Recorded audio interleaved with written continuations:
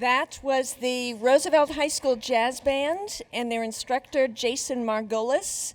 And thank you all. That was amazing. And we're going to be meeting again next Tuesday. So, you know, if you have a free night, perhaps we could do it again. I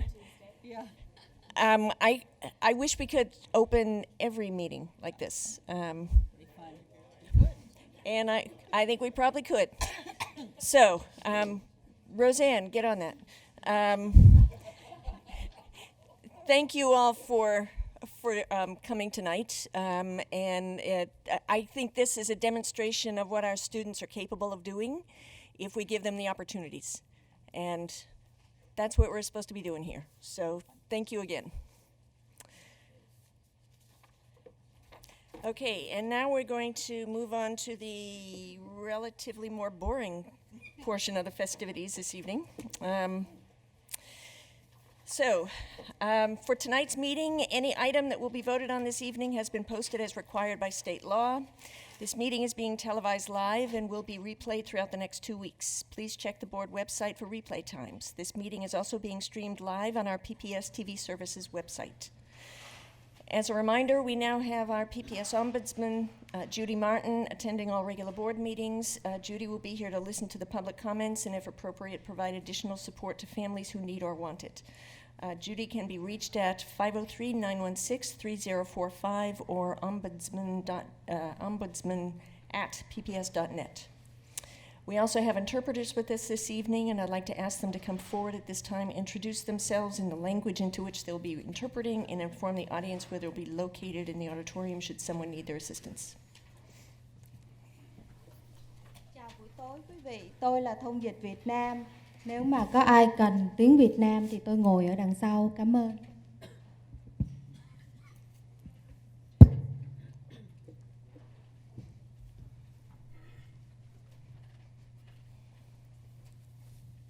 我姓马，我做中文翻译，假如你有需要可以帮忙你。我姓馬，我做中文翻譯，如果你需要，我可以幫忙你。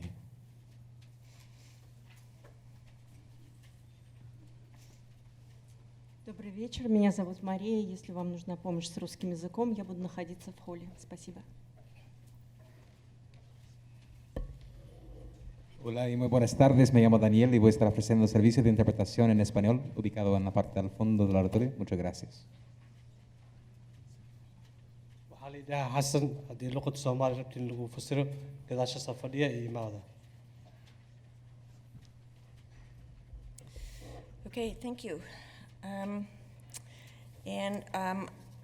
Student Representative Nick Paisler is absent this evening. He is attending the University of Redlands reception for the class of 2023 tonight.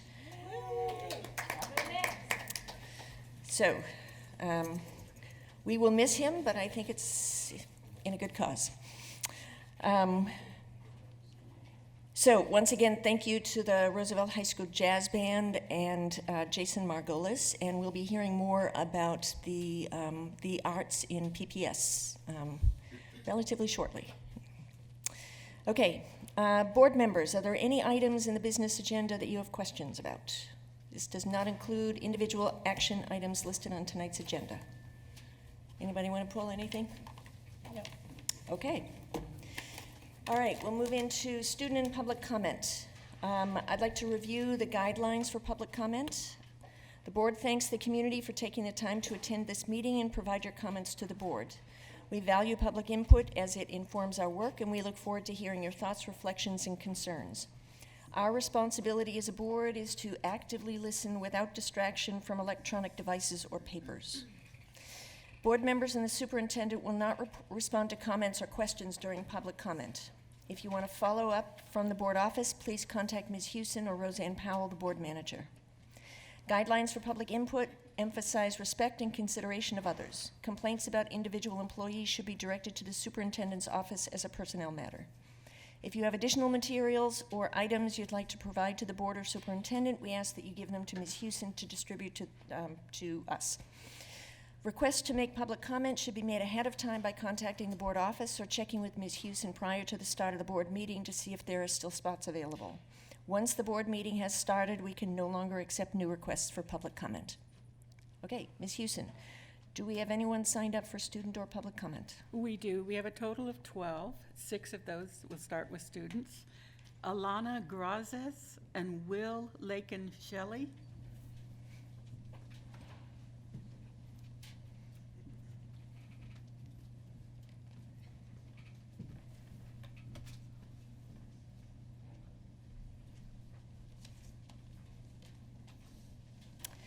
Okay, before you start, I want to go over the rules of the road. You'll have a total of 3 minutes to share your comments. Please begin by stating your name and spelling your last name for the record. During the first 2 minutes of your testimony, a green light will appear. When you have 1 minute remaining, a yellow light will go on. And when your time is up, the red light will go on and a buzzer will sound.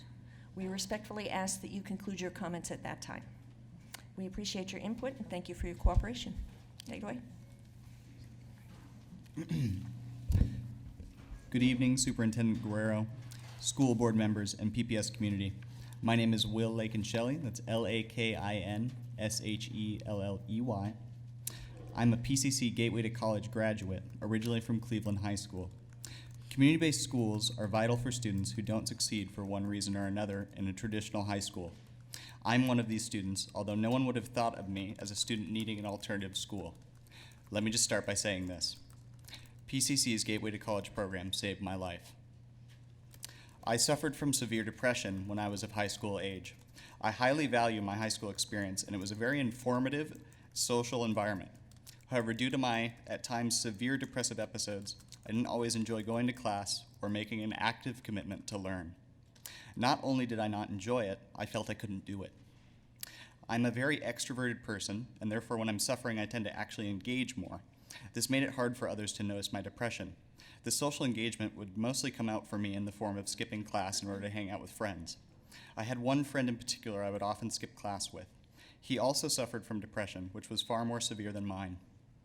When I found out in May of 2015, my senior year, that I would not be graduating, my counselor suggested PCC's Gateway to College program as an alternative option.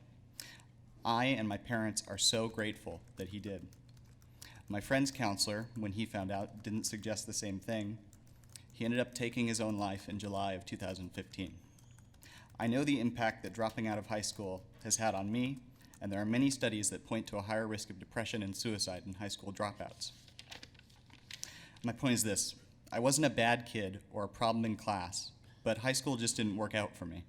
Once I was accepted into PCC's Gateway to College program, I flourished. I was able to set my own schedule so I could just go part-time and really focus on my learning. The entire community of students wanted to be there, they wanted to succeed. This environment pushed me and helped me become successful. I went from a time where I was imagining never graduating high school to taking 16 credits a term, getting all A's, while earning college credit to boot. I'm grateful to PPS for supporting community-based schools. Having these resources has made a huge difference for me on my educational journey. I will be receiving my transfer degree from PCC at the end of the summer, and I'll be transferring to PSU to study marketing and business analytics. So perhaps I misspoke before. PCC's Gateway to College didn't just save my life, it also gave me a future. Thank you. Congratulations. Hello, and thank you for having me here today. My name is Alana Graves, and that is Graves. I am 18 years old, and as of 10 months ago, I am an electrical apprentice. I started out attending a traditional high school. With that being said, I was a student who went into high school knowing exactly what I wanted for myself and wanted for a career. I had a very hard time connecting and applying myself in high school because most of my high school classes were preparing me for college, which I knew I didn't want to take that road. Since I was very little, I knew that I wanted to go into the trades. I expressed that every chance I got to every teacher I ever had. My teachers never looked down upon it, but it made it very clear that they felt that I could do better and that I could have bigger dreams. After realizing that most of my teachers' intentions were to persuade me into going into college, I stopped attending classes and shortly fell behind. Once I found out that I may not be able to graduate on time, I remembered that that was not a part of the plan and that was not an option for me. But with even the constant work I was putting in, I struggled with getting the actual one-on-one help that I really needed. With the feeling of confusion and frustration, it often became an everyday thing. until my mom took me to Portland Youth Builders. The moment I walked in, I instantly felt noticed. My goals were put right back together, and I knew I was on my way to becoming a part of an industry that would set me up for my entire future. Throughout my time at PYB, I was challenged to the point where not only was I accomplishing my small goals, but the goals that seemed more unreachable became smaller and right within hand's reach. I graduated from Portland Youth Builders a year ago, but still have the luxury of meeting with my career coach, Danny, and my counselors, Rana and Marcella, confronting them with current issues that I am facing and always getting their response, what can we do to help? It is very easy to place Portland Youth Builders in the alternative school category, but for me, it was far from a school. It became a home, not only for me, but many others that I still stay in contact with today. Meeting those people have only pushed me to make them proud and make my family proud. I truly feel that without PYB's support, I would not have jumped right out of high school and into the amazing IBEW Electrical Training Union. Alternative schools are all over are giving young adults who learn differently the support that we need to be successful. So there's nothing else to say but besides thank you.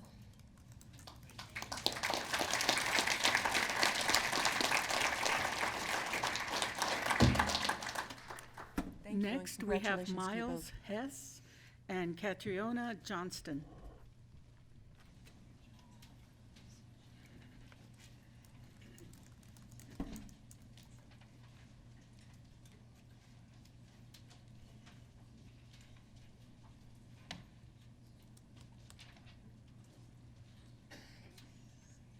Can you read the names again? Miles Hess and Catriona Johnston.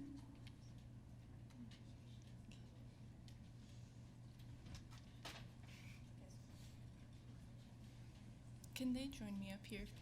Sure. Thank you.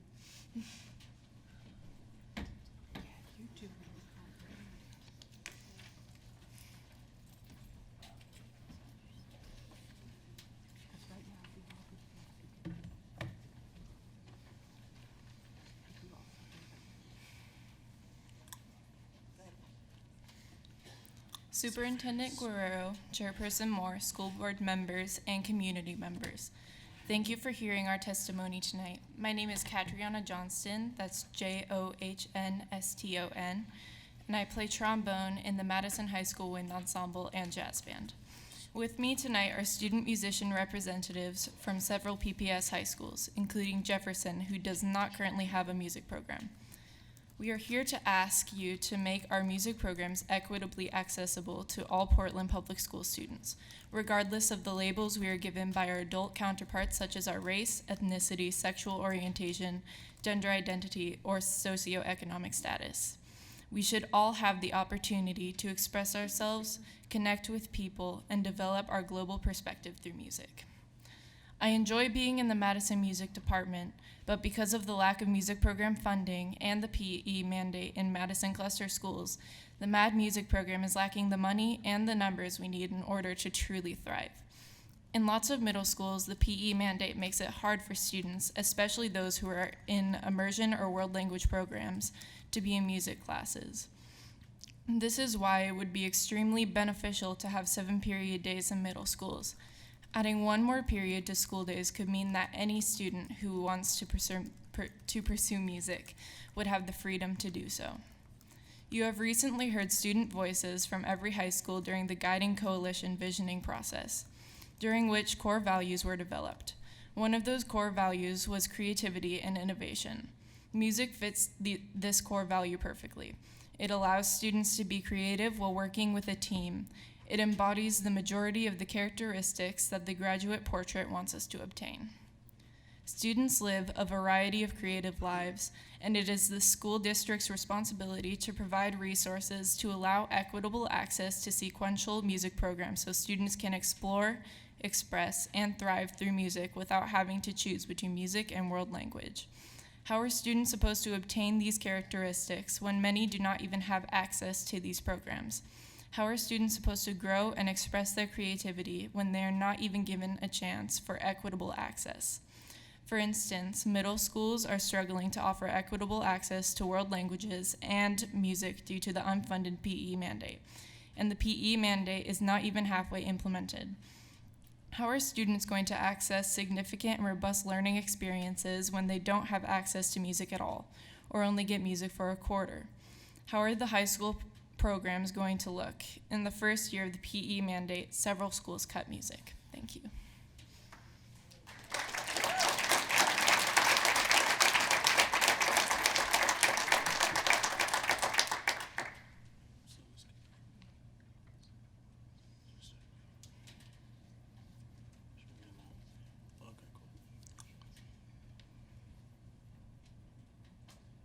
You can go ahead.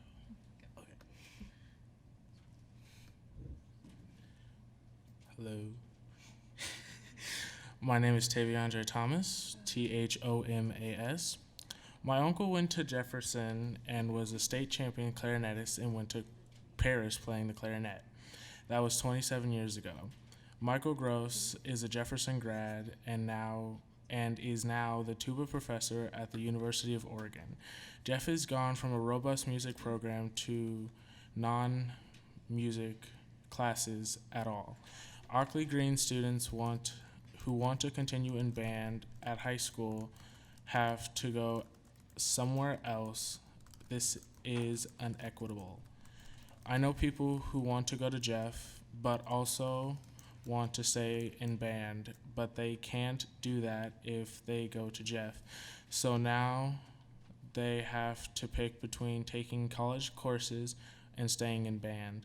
It hurts that kids at Jeff aren't given the chance to experience music like at, say, Roosevelt, Lincoln, Grant, Madison, Wilson, Cleveland, or Franklin.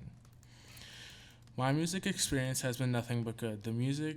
What music has done to my life has given me an outlet to be creative, and it has given me somewhere I feel like I belong. I know that I can go into the music room, into the band room, and that I am welcome, and it's somewhere I can get all that I am feeling and put it into song, and it's a way to express myself in a way that nothing else can help me do. I love Jefferson High School, but I miss playing music so much that I am seriously considering transferring to Roosevelt, where they have an amazing band program. Thank you.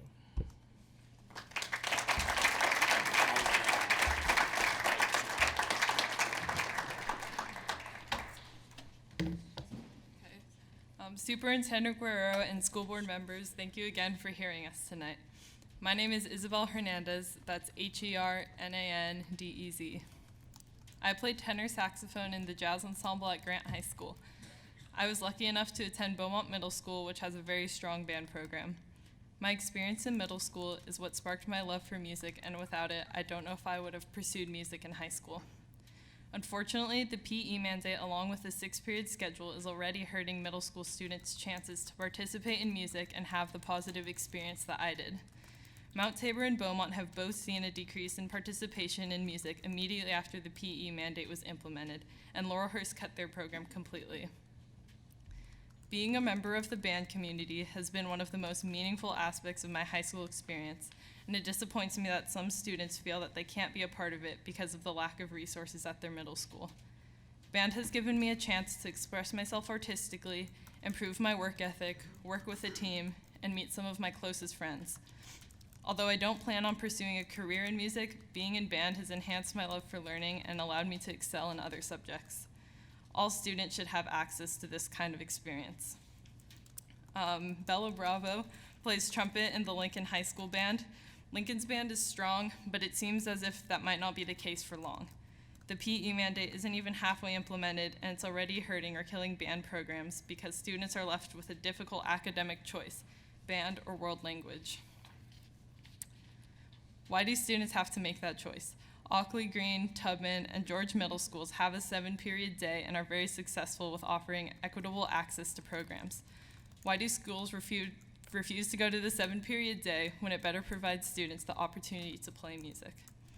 In closing, we would like to thank you again for listening and give each of you a copy of the Declaration on Equity in Music for City Students for your reference. Thank you for your time.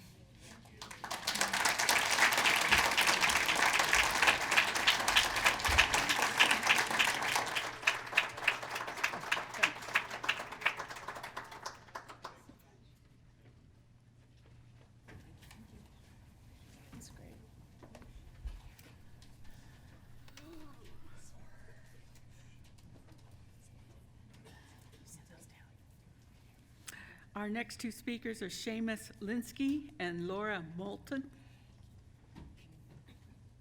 He and I are going to share 3 minutes talking on the same topic. Is that possible?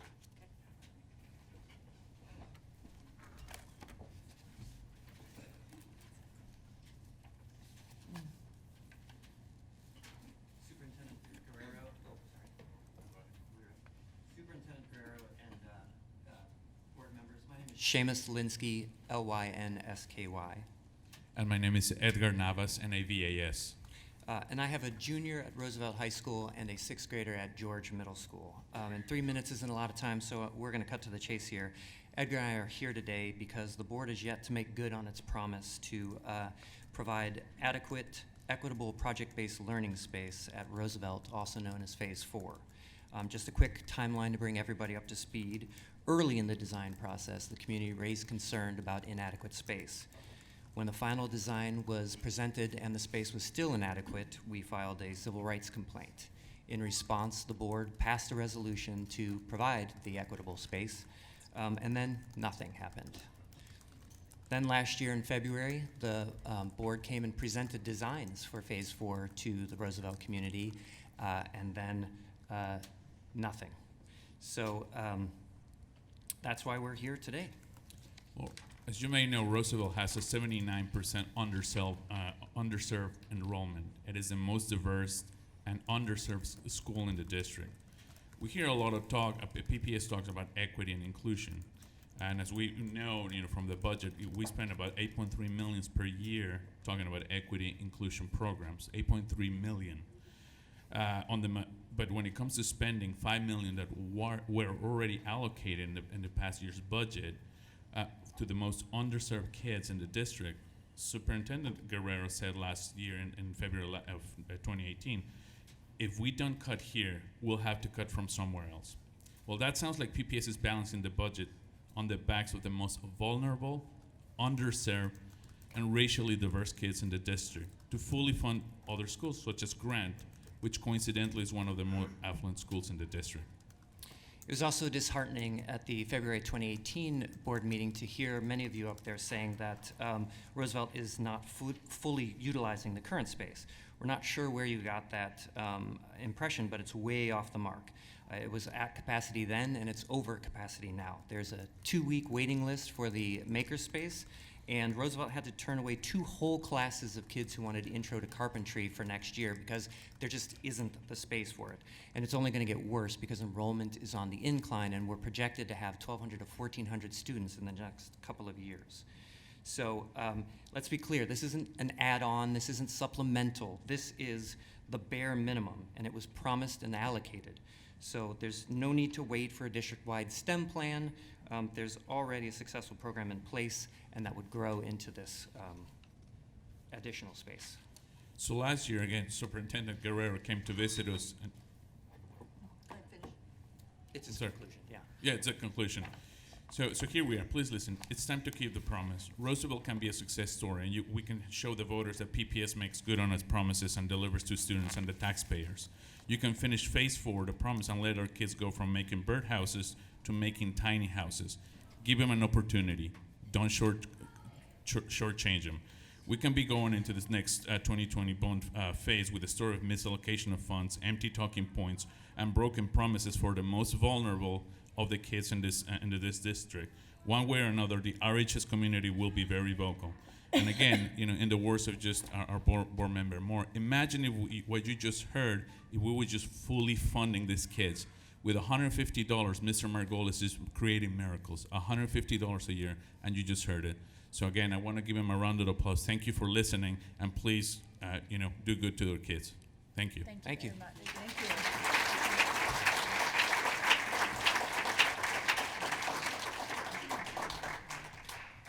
Laura Moulton and Cliff Fenning.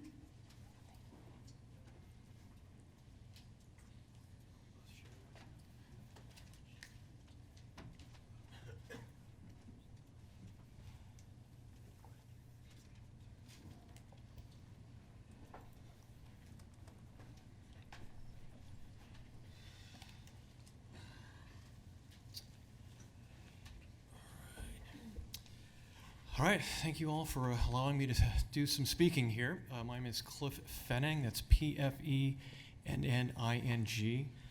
parent at Benson High School of 2 students and alum from 1986. I'm here to talk to you about the Benson girls soccer team. I emailed this to you guys this morning. I don't know how many of you got it or were able to actually look through it. It's an extremely passionate issue to me. Because it's soccer and I love soccer a lot. Timbers and Thorns and the U.S. national team, even the women's team that's right now in trouble with the nation trying to get its fair share of funding. But the team I'm here about is the Benson girls soccer team, which recently got promoted to being a varsity team, and it's now every team at Benson is a varsity team. Only this team is getting promoted next year, not this upcoming year, simply because the district athletic director has looked at it and said, you're just not good enough. So a little background, my daughter started back into soccer after taking her freshman year off at Benson just to get acclimated to the school, and started in as a sophomore. And when that happened, the school only had one soccer team. But their idea was that her and her classmates, that if they played and were able to get enough players to start a second team the following year, which did happen, then they'd have enough players to separate the better players from the players, which is how you get a varsity team. So they played as a junior varsity 2 team, then they played as a JV team because they did have enough players to separate into 2 teams. In this upcoming year, the idea was that they would move to the varsity level. But that's not going to happen because when they did play this past year as 2 teams, they had to share one schedule because it's such a difficult thing to make a schedule in fall because you have to get other schools to separate their JV teams from their varsity teams. And if you go back and read through this, that's some pretty good background on that. So the thing that I'm here, and I don't want to be here challenging or questioning the district athletic director's decision, but his decision is focused more on being ready to win than it is being ready to be a varsity athlete, which is being the best at your school. And you become better, ready for the state by doing things in the off season, by getting yourself better that way. But to be a varsity athlete at your school means you're the best of the players in your school. And it's a very important thing for my daughter. I keep asking her whether or not she wants to be a varsity athlete. Is it a big deal? And it is. She continually tells me, I want to be a varsity athlete.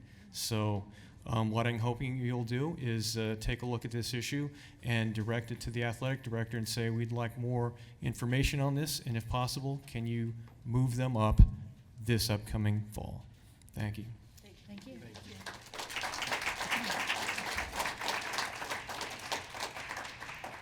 Next, we have Virginia Warfield and Jessica Burback.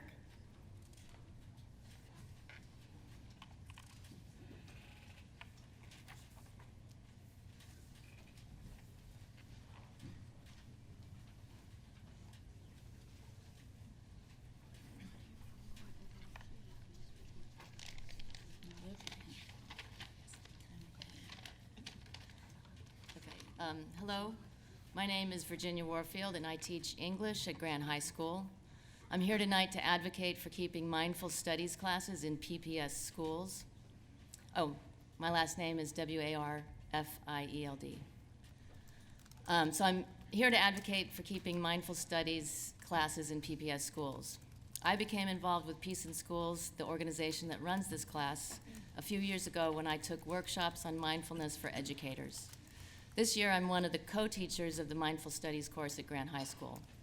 My own training and experience with mindfulness has improved my ability to cope with the ever-increasing stresses and demands placed on me as an English teacher. I bring up my, I bring up my own practice and experience with mindfulness in order to illustrate the fact that it is an incredibly helpful and healthy tool for managing the demands that come with my profession. But more importantly, I want to speak to the importance of providing students with the tools that mindfulness offers. I've been a teacher for 30 years, and I'm in my 20th year of teaching at Grant High School. In recent years, the number of students experiencing debilitating anxiety and depression has increased to alarming rates. My colleagues across the board have reported the same observations about increased mental health impacts on their students in their classrooms. Counselors and mental health providers at my school also agree that the numbers of students who suffer from various mental health issues has dramatically increased in recent years. I have never had so many students who suffer from anxiety and depression. Anxiety and depression, along with other mental health issues, impact students' abilities to learn and practice crucial academic and social skills. Mindful studies exist to teach students tools for handling stress which results from a variety of things, including school demands, bullying, family life, and the constant bombardment from social media. I know that the students who are in mindful studies this year have become healthier and happier because of this course. In mindful studies, they learn techniques that help them to calm their minds and navigate negative emotions and thoughts in a healthy way. They learn breathing and movement techniques that can be practiced in moments of anxiety or stress. They learn about how the brain responds to triggers or stressors, and then they learn how to work with their emotions in a way that allows them to reduce their stress levels. They also work in community to support each other. They develop healthy and supportive peer relationships. In fact, students have reported that they now have a system of peer support outside of class that they turn to for help. This year we have close to 75 students enrolled in mindful studies, and 90 students have forecast for it for next year. These numbers speak to the interest in and need for this class. Schools all over this country and world are adopting mindfulness and mindful studies classes because they recognize the very serious needs of our students. If we are truly interested in providing students with the academic, social, emotional, and mental skills that they need to be healthy and successful, then I believe mindful studies should continue to be an option for our students. Please continue to support Peace in Schools and mindful studies classes in PPS. Thank you.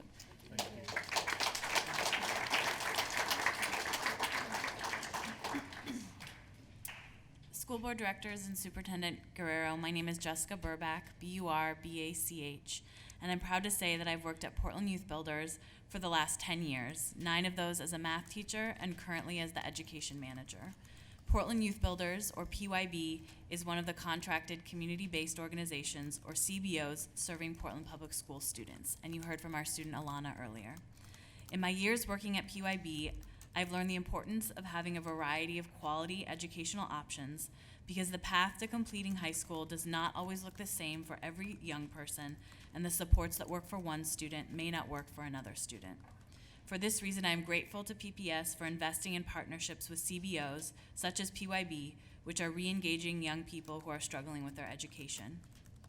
CBOs are smaller, unique, and innovative schools and programs that often serve the district's most vulnerable students. These schools work with youth who have been out of school for months or years and who may be far from completing their graduation requirements. Thus, CBOs are helping to re-engage previously disengaged youth to reconnect to the district and to graduate. Thanks to the partnership of PPS, CBOs provide programming which includes small class sizes, individualized academic supports, a focus on building strong relationship-based communities, culturally specific instruction and resources, and mental health counseling. It is not uncommon for young people attending CBOs to remark about their sense of belonging to the school and that it is a place where their voice is valued. Investment in CBOs truly adds to the breadth of services and quality educational opportunities for young people in PPS. Each CBO is unique, which means that PPS students have a diversity of options for re-engaging with the district. For example, at PYB, students receive hands-on vocational training in construction and technology, leading to industry-valued credentials, and, as you heard from Alana, the opportunity for preferential status into apprenticeship programs. For every dollar PPS invests in each student, through our extensive fundraising efforts, every student receives an additional $3 of investment, which translates into our very small class sizes, highly individualized counseling and career development services, and multiple years of post-high school support. As you heard from Alana, each student is assigned a career coach who continues to work extensively with students for potentially years after they graduate and follow their steps towards building their career. One of the highlights of CBOs is their college and career planning support for students, and it has been an honor watching Alana enter her apprenticeship, fulfilling her passion, and starting a pathway to financial stability. In closing, CBOs are student-centered, supportive environments where young people can rewrite their educational stories and ultimately find success and graduate. Thank you to the school board and to the district for supporting our schools and understanding that for every student to succeed, it will take a collective approach with multiple pathways, schools, and programs. Thank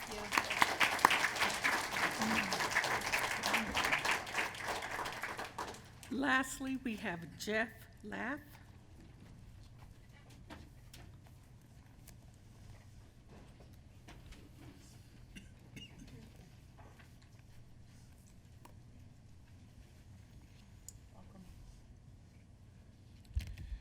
Good evening, school board members and Superintendent Guerrero. My name is Jeff Laff, L-A-F-F, and I am the Interim Director of Link's high school programs at Portland Community College. We serve PPS students in our Gateway to College and Yes to College programs. First, I would like to humbly acknowledge that as an educational director of a community-based school, I am part of a long-standing tradition. The Coalition of Metro Area Community-Based Schools, or CMAX, has worked in concert with PPS for the better part of 3 decades. Portland Public Schools has been recognized as a national leader in alternative education for developing this network, and the district should be commended for its ongoing commitment to students who need to re-engage with their education. Part of understanding this history is to know that our network was developed into and serves as a district safety net. This is a vital component of the district's services. Even with an improved graduation rate nearing 80%, 2 of every 10 students need something different. Our network works with this 20%. We do it proudly, and we do it with less resources than in-district schools. We achieve results that raise the district graduation rates and lower the dropout rate. When PPS says every student succeeding, this includes the 20%. Our network is an eclectic group of innovative schools and programs that provide an array of options to meet students where they are, get them back on track, and help them succeed. The current narrative around our network doesn't frame an accurate picture. This narrative tries to account for our schools with the same lens it does for in-district schools by measuring us with metrics that misunderstand the 20%. These students have left or are leaving the system, and most are not going back to traditional schools. Examples from our Yes to College program illustrate this point. Last year, we served no 9th grade students. Our students come to us after being out of school for an average of 5 months, way behind in credits, and 52% of last year's students were beyond the 4-year 12th grade mark. Why would we be measured against finishing within a 4-year time frame? Last year, 90 PPS students earned a GED with us. This school year, 60 PPS students are taking post-secondary coursework after earning a GED and succeeding in Measure 98 desired outcomes. Is our graduation rate a meaningful measure of this success? No, it isn't. We need a new narrative. I respectfully ask that the district not only continues but strengthens its commitment to serving the 20% who need this network of options, who need an opportunity to re-engage with their educational path. These students are part of every student succeeding. Together, we can continue our partnership to the betterment of our in-district schools, every student, and our communities. Thank you. Thank you.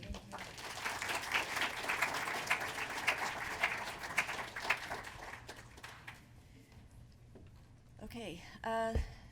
Thanks again to everybody for your comments.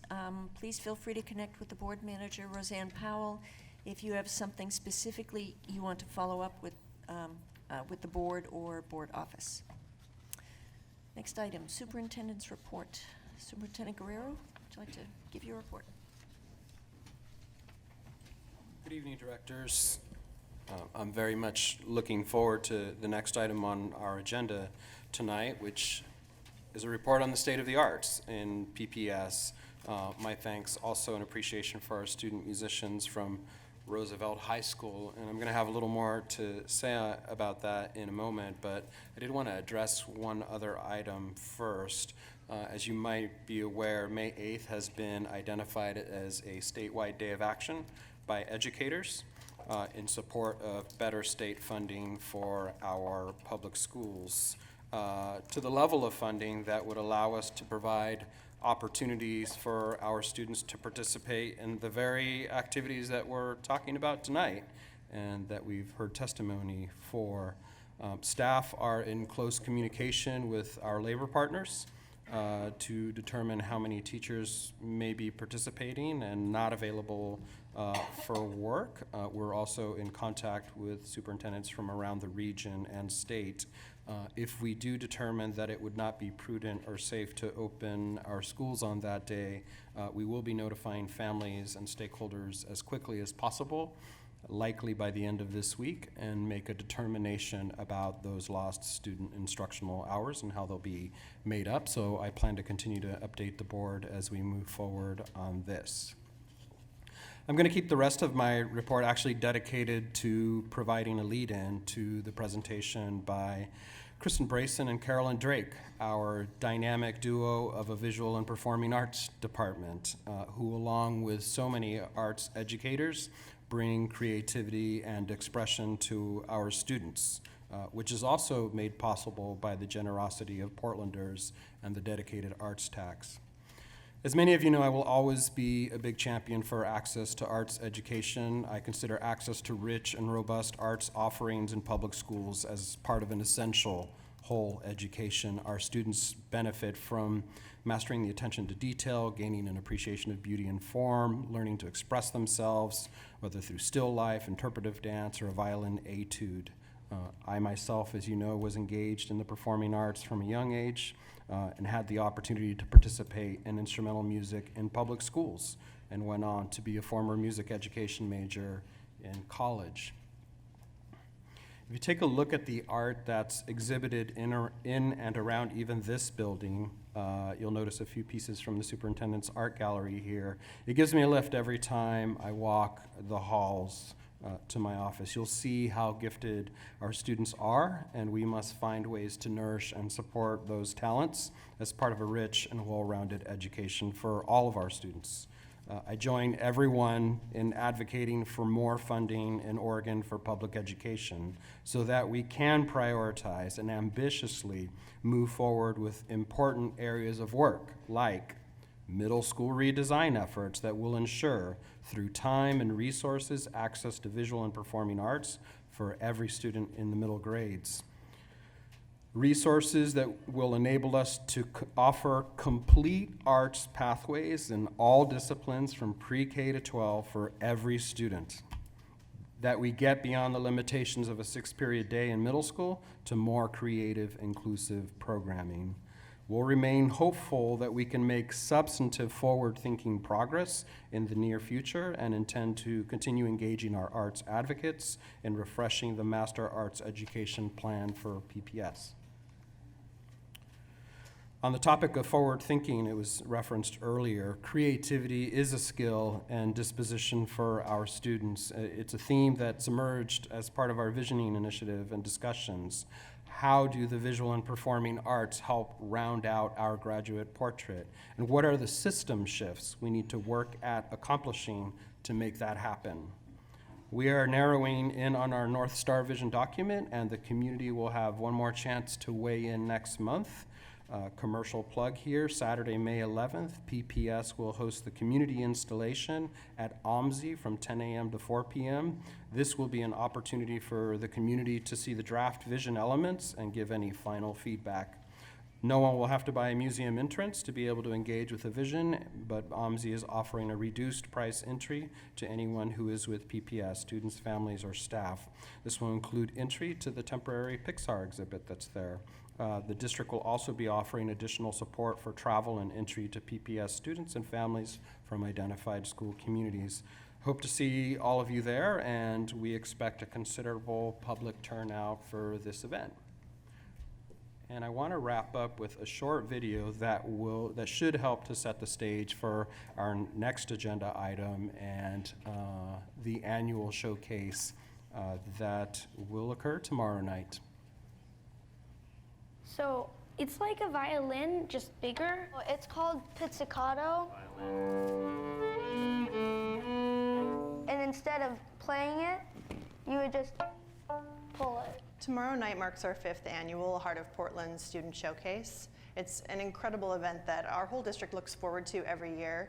This is the Heart of Portland art poster. I think it's just an amazing event for us to kind of bring to light the need for the arts in our city and how much it does to benefit our community. I just felt really proud to represent Black rights, represent Miss Huber, represent Markham School.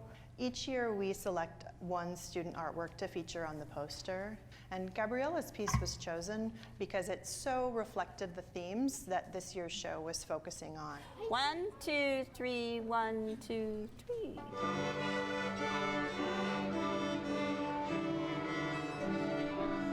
They've been really excited about it, and you can tell they've practiced. It's made them practice, so I like that.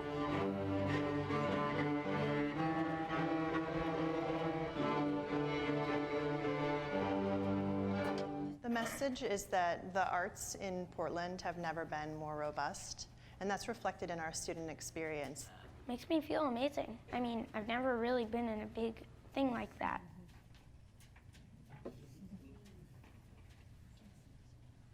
That concludes my report. We look forward to seeing everybody at the Heart of Portland as we celebrate our talented students here in PPS.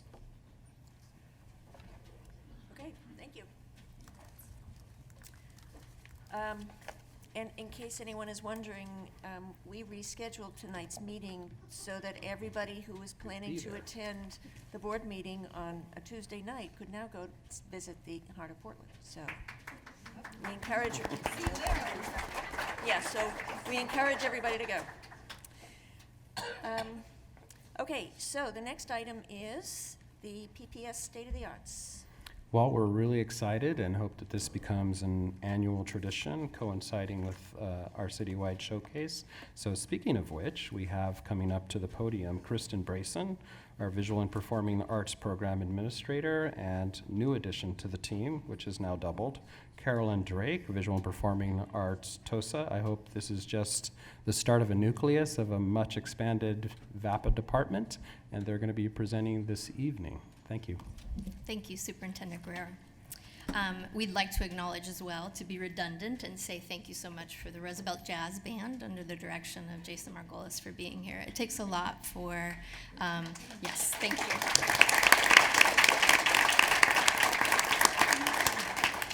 We see the sparkle, but there's a lot of work that goes into that, so we really want to appreciate them. Good evening, Board Chair Moore, Board Directors, and Superintendent Guerrero. We are so delighted to be here with you this evening to present the PPS 2019 State of the Arts Report. My name is Kristen Brayson. I'm the Program Administrator for Visual and Performing Arts. I come to this position with 22 years of experience in PPS as a performing arts teacher. In May of 2014, I joined Central Office as a TOSA for arts education and to support a system-wide implementation of the arts tax. I'm a product of PPS and launched into my own performing arts career after robust quality arts education training at Jefferson High School. Tonight, we have a lot in store and are excited to share with you a picture of our current state of arts education, as well as some bold thoughts to imagine our desired future state. But before we begin, I'd like to introduce my Central Office partner in the work, Carolyn Hazel Drake. Good evening, Board Chair Moore, Board Directors, and Superintendent. My name is Carolyn Hazel Drake, and I'm the Visual and Performing Arts TOSA for PPS. I'm new this year, but I'm a longtime public educator in Oregon schools, having taught for over a decade high school visual arts, art history, and language arts. I'm also a practicing artist and a third-generation Oregonian. I am so proud to serve the arts educators and students in the city, as I know firsthand the profound impact the arts have on the lives of our students.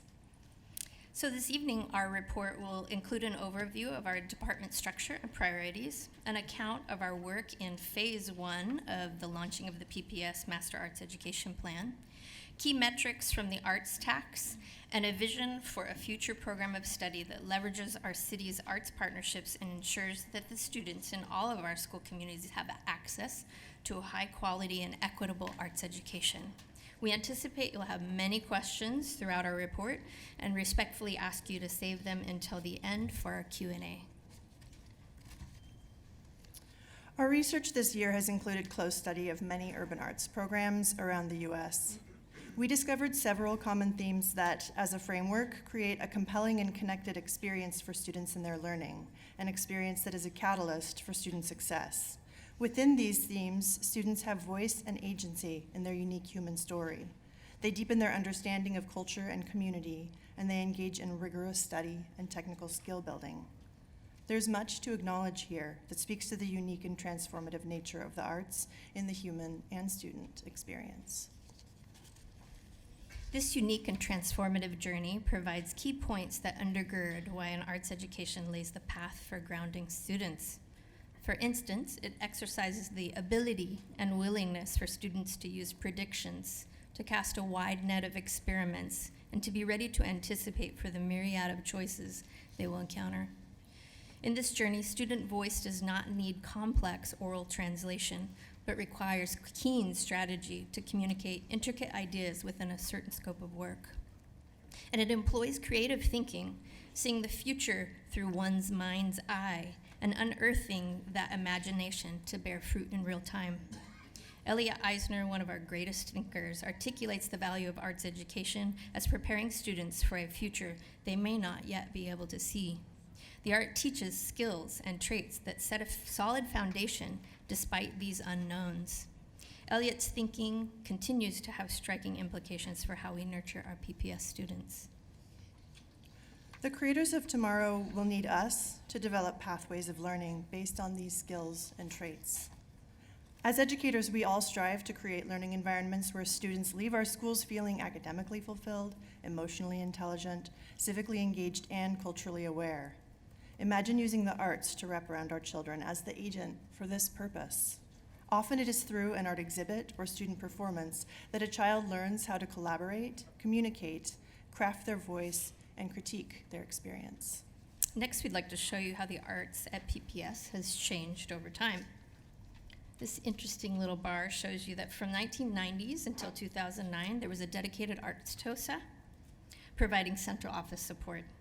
Before this time, visual arts materials were centralized and housed at the warehouse for teachers to access at a reduced cost. The gradual fallout of Measure 5 meant the loss of this resource, and between 2009 and 13, the Arts TOSA position was eliminated. In 2013, the Arts Education and Access Fund, or Arts Tax, passed, and PPS reestablished the TOSA position as part of a renewed effort to support the now much larger number of arts teachers in our system.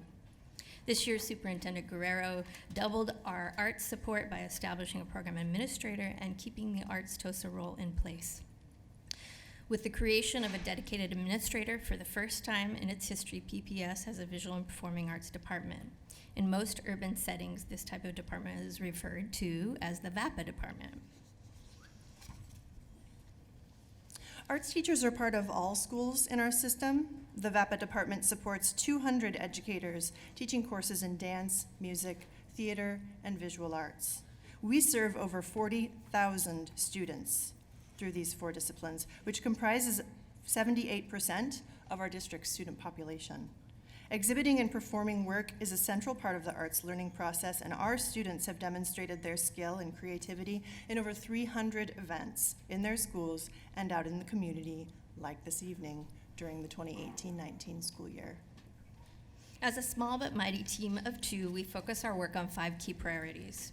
We provide 2 days of targeted teacher PD for each arts discipline with breakout sessions by grade band. In the fall, for instance, our theater teachers spent a day in partnership with Artist Repertory Theater, learning new techniques for integrating student playwriting as a culturally relevant and responsive practice. They also modeled peer-to-peer learning around a problem of practice with the Helping Trios protocol. It is of supreme importance that our department create PD that is designed to support deep content-specific learning as well as a dynamic pedagogy. Our advocacy is wide-ranging. One recent example is peer-to-peer learning, pairing a teacher struggling to support the social emotional needs of her students with a peer who's seasoned in just doing that. Another example is partnering with RAC to host informal opportunities for teacher collaboration and community building. This year we began phase 1 of our Master Arts Education Plan. We call it the MAPE for short, and we are excited to share more about this work later in our report. For partnerships, Portland has a dynamic and wide-ranging arts culture, and we in our department manage 22 active partnerships with arts organizations to bring opportunities to our teachers and our students. Our role in the arts tax as our final priority has involvement at many levels of its structured committees and governances, such as participating in the Regional Arts and Culture Council Arts Education Committee as required by the tax. We also listen in on the Citizens Arts Tax Oversight Committee, and our Senior Director, Sarah Davis of STEAM, joins curriculum directors in 5 other districts who receive arts tax funding as part of an arts school district cadre. Finally, we analyze and assess student data from the arts tax and report out our findings to the relevant stakeholders with recommendations for next steps. As we mentioned, we've been tasked with engaging in a 3-phase Master Arts Education planning process, and we could not be more excited to partner with our teachers and schools to, for the first time, build a vision for PPS Arts that reflects the needs and hopes of our communities. A Master Arts Education Plan is absolutely essential for an urban district of our size. And by doing this work now, we have a unique opportunity to be in response to and in tandem with the larger visioning work that PPS is engaged in. We'd like to walk you through our process. Very early in our planning process, we committed to a strategic arts education planning framework. With a 3-year timeline to take us from visioning into implementation, we knew it would be vital that we establish a process with multiple opportunities for stakeholder investment, but that would also keep us focused and moving forward. Through phase 1 this year, we've illuminated shared beliefs, begun to build a shared mission and vision, and identified assets and limitations as critical issues that impact how our system serves our students and teachers. 20 of our arts educators embarked with us on phase 1 of this plan. This is our key teacher stakeholder group. We eventually came to refer to them as the MAPers. This group consists of folks from all 4 arts disciplines, K-12 grade bands, all clusters, a diverse demographic, and a wide range of tenure. We also sought out teachers who are established school site leaders and who are rooted in equity work. By the end of May, we will have shared 5 full-day sessions with these teachers, days of blood, sweat, and tears, and a lot of laughter. It is unprecedented for our stakeholders to share arts-specific, cross-discipline professional learning, and the impact of this time cannot be overstated. Our goals for this group have been threefold. First, to build knowledge and shared understanding around the best practices in arts education as explicated by current research. Second, to learn to analyze and talk about student data and to draft recommendations based on our findings. And third, to act as ambassadors in phase 2 when we will bring many more voices from the community to the table. We began our strategic arts education planning framework with beliefs. We asked our stakeholder group, what are your underlying beliefs about arts education and what ultimately are the purposes of arts education? Next, we grounded our group's beliefs and purposes in the most current research. Qualities of Quality, Excellence in Arts Education, coming out of Harvard's Graduate School of Education, is a multifaceted study of what constitutes excellence in the arts classroom. This 150-page tome maps out 7 key purposes and 4 lenses through which arts education are experienced, with student learning at the center. This text provided our stakeholders with a common language for talking about what we are most passionate about, students, continual learning in and through the arts. Our second key text is the National Core Arts Standards Framework. Published in 2014, its design begins as 14 anchor standards that cross over all disciplines before dialing down into artistic processes and cornerstone assessments. Finally, we return to action research. Our stakeholders studied several urban Master Arts education plans, and we designed a matrix to identify key look-fors. We use this tool to begin to evaluate both the scope and content of each plan, as well as how effective the organization of the plan communicated the work that needed to be done. Our next piece of action research illuminated some of the assets and limitations in our current system. For this, we tapped into a data source we've had access to since 2013, student data from the arts tax. We'd like to turn now to talk more about how the arts tax intersects with our work on the Master Arts Education Plan. One of the recommendations to our district from the Citizens Arts Tax Oversight Committee is to hold annual State of the Arts reports for the school board and the superintendent to review what's going well and discuss ways we can move the needle to implement the arts tax with more fidelity.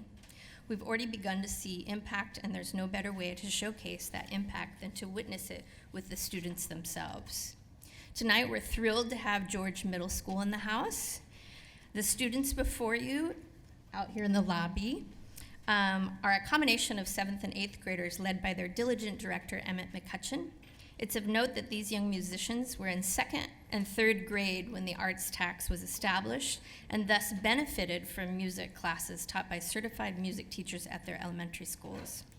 When they arrived at George for 6th grade, we realized we needed to reestablish an instructional music program to continue their program of study.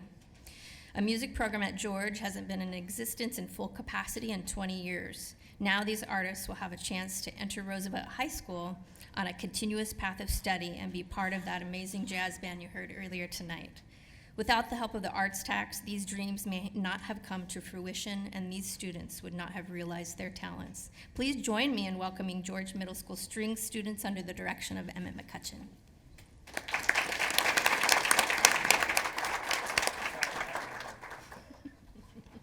Yeah, go for it.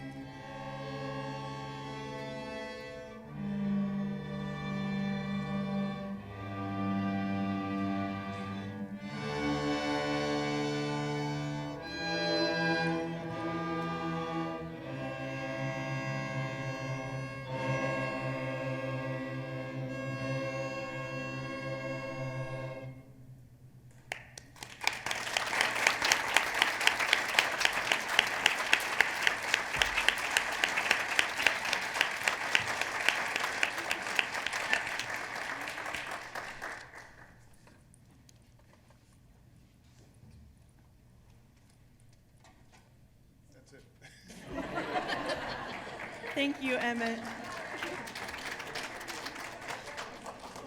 Thank you, Emmett and students. We so appreciate the effort it took to get here and play for us tonight.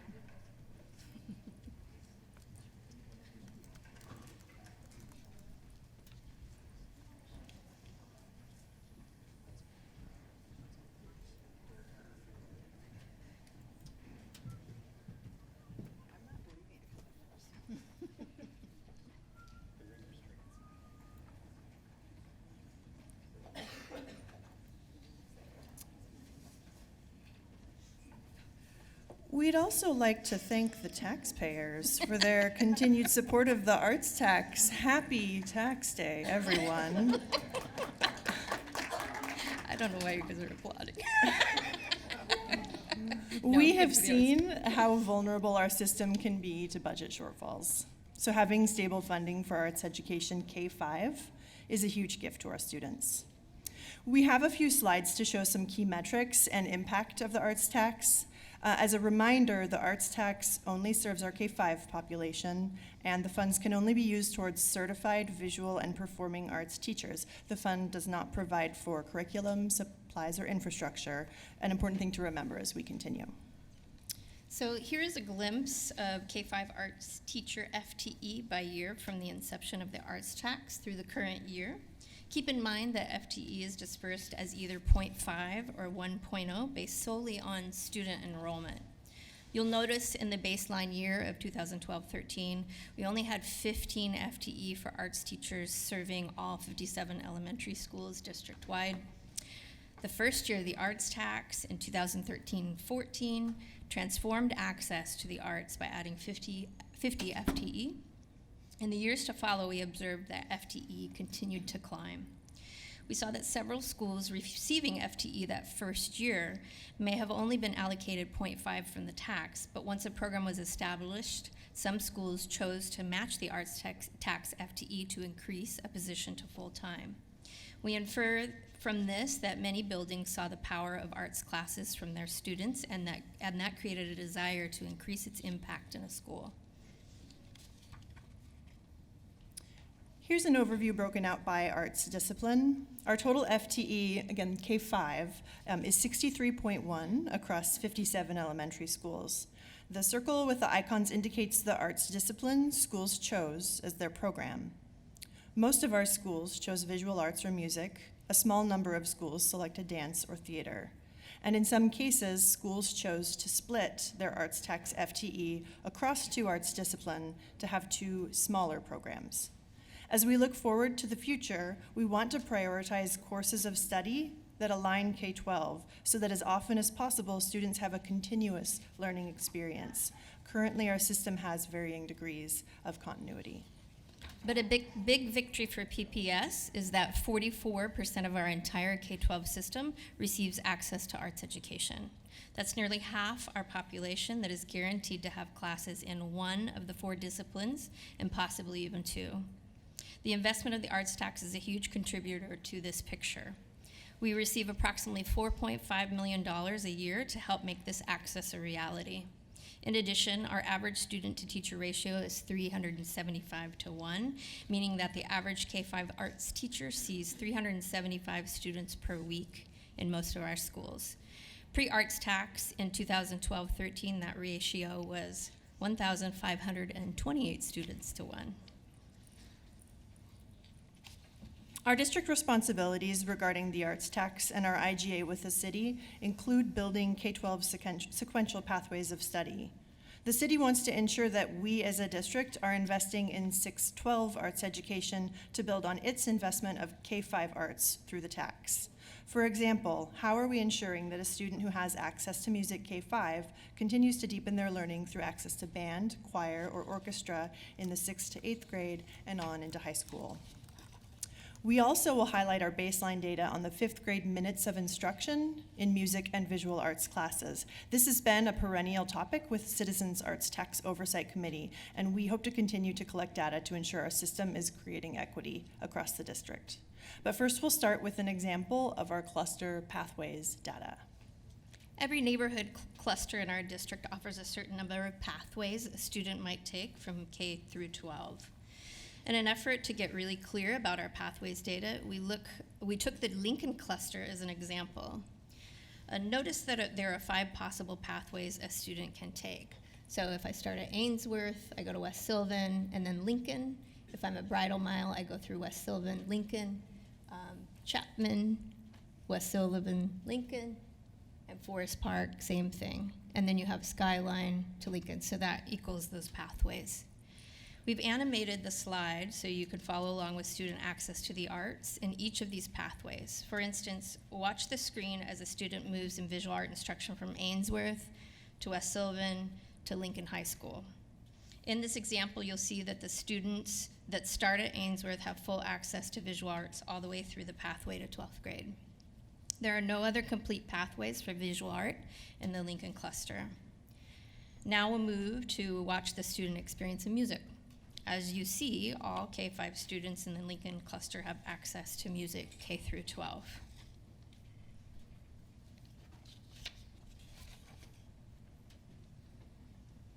Now we'll take a look at the Jefferson cluster. We didn't animate these slides to save time tonight, but we wanted you to take a moment to observe the pathways K-12 by color. The light orange indicates music, the pink indicates dance, and the green indicates visual arts. You'll see that Jefferson High School offers 1 class of theater, but there's no sequential path for students leading up to that high school experience. Also, because there's no music program happening at Jefferson High School, the pathways further down the system cease at the middle school level. Our final point of data for the arts tax is the minutes of instruction for K-5 students. We're only in the nascent stages of collecting this data, but it's worth sharing some highlights our stakeholder MAPers discovered. Like most departments in our system, we could share with you a laundry list of challenges and obstacles we continue to face, but we also want to take time to call out some bright spots from our analysis of the pathways and minutes of instruction data. These bright spots equal real wins experienced by our students every day in our schools. Building on the pathways data from the Lincoln and Jefferson clusters you saw earlier, when we look system-wide, there are 58 possible pathways for a student in kindergarten to embark on as part of our neighborhood cluster system. Out of those 58 pathways, there are a total of 32 continuous K-12 music pathways, and there are 34 continuous visual arts pathways. 7 out of 8 of our clusters have at least 1 continuous pathway in music, and all of our clusters have at least 1 continuous pathway in visual arts.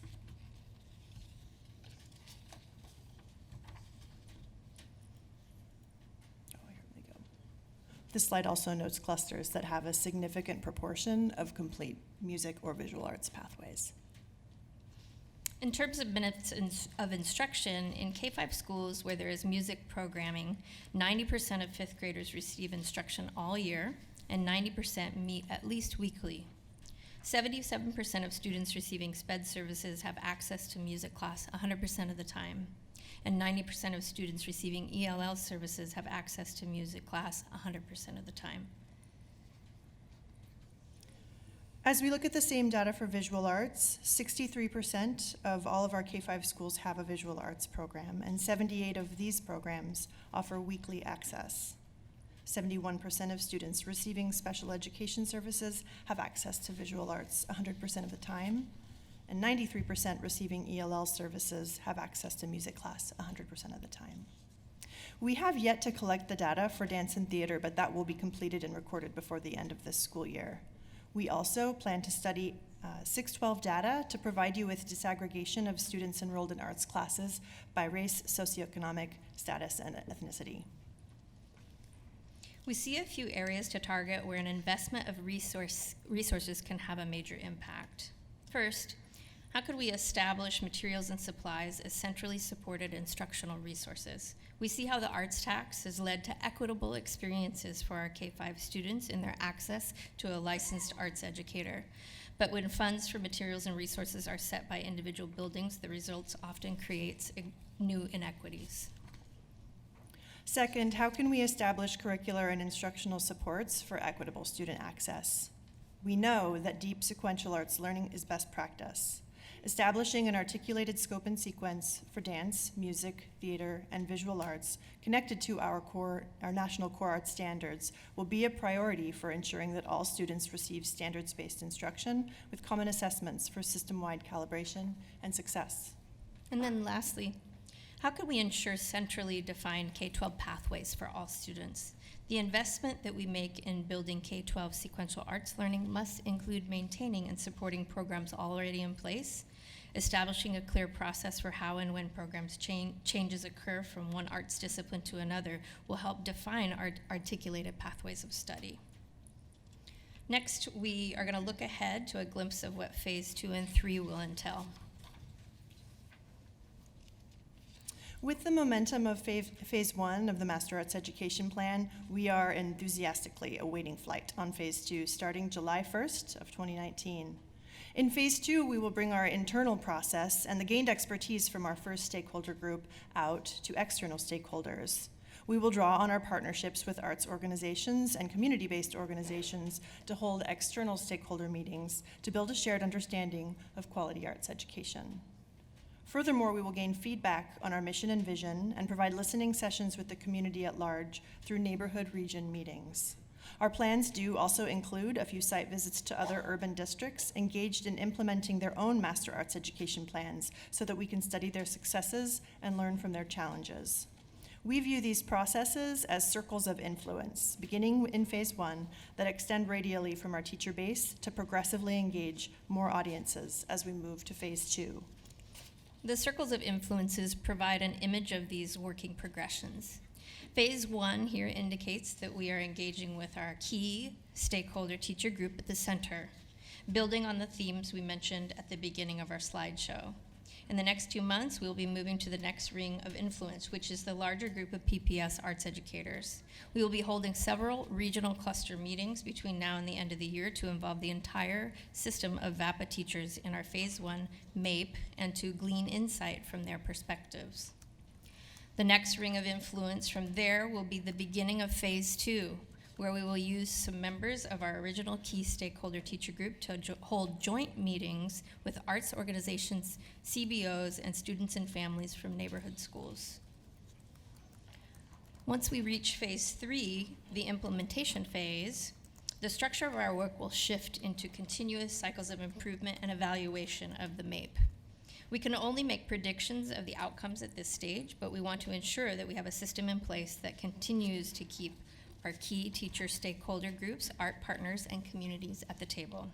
This will most likely take the shape of a PPS, Arts Education Advisory Council, that would meet monthly to analyze, monitor, and assess the fidelity of the MAPE Phase 3 implementation. Now we'd like to dream a little bit with you, and here are some traits we see in our desired future state. Our future desired state features a VAPA program of study that would offer meaningful learning, both exploratory and skill building, in the 4 disciplines of dance, music, theater, and visual art. We also imagine bringing literary arts into our portfolio of programs. Portland has a rich culture of literary arts, and including this in our district programming dovetails with the arts integration model we currently have in place in some of our K-5 schools with the Right Brain Initiative. Here you see some of the themes we called out earlier that anchor arts learning across our disciplines: scholarship, technical skill, creative process, social emotional learning, career and technical education, and social justice and citizenry. We set a goal of consistent K-12 pathways in at least 2 disciplines in every cluster, meaning all students K-5 would be taught 2 arts disciplines. We'd also like to research the possibility of pairing dance and theater on a rotating schedule at each elementary school to tie performing arts learning to mind-body practices, social-emotional learning, and early literacy interventions. We aim to add a summer arts academy to provide access for students who don't have outside opportunities to further their arts mastery, as well as adding some after-school opportunities to enrich the in-school certified arts instruction for targeted populations. Again, these types of strategies will deepen arts learning and provide a level playing field for students who can't access private instruction.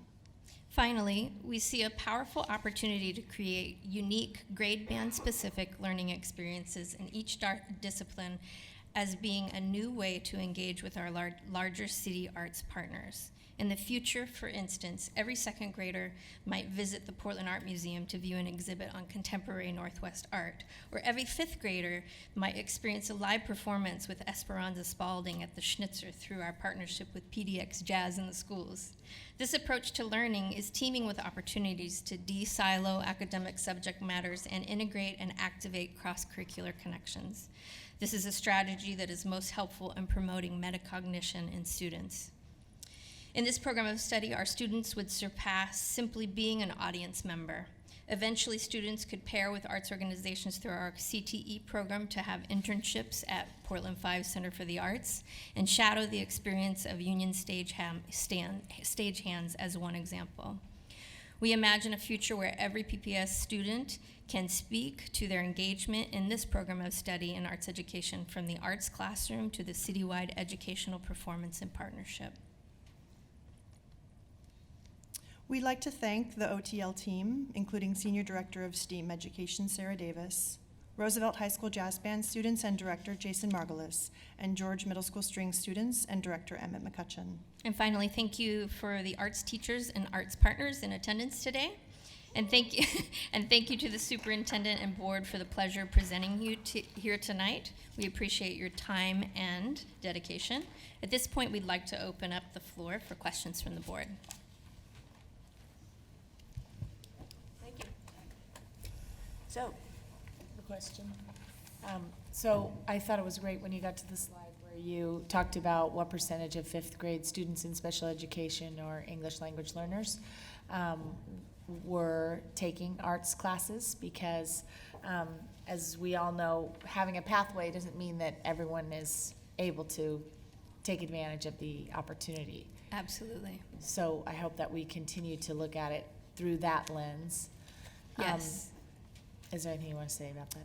That's a piece of data that we knew we wanted to find, and we were honestly a little bit nervous about what the data would tell us. And it was so great to have that metric as an indicator that we are moving forward in really making sure that our most vulnerable students have access to their full academic opportunities. So we were very heartened by that.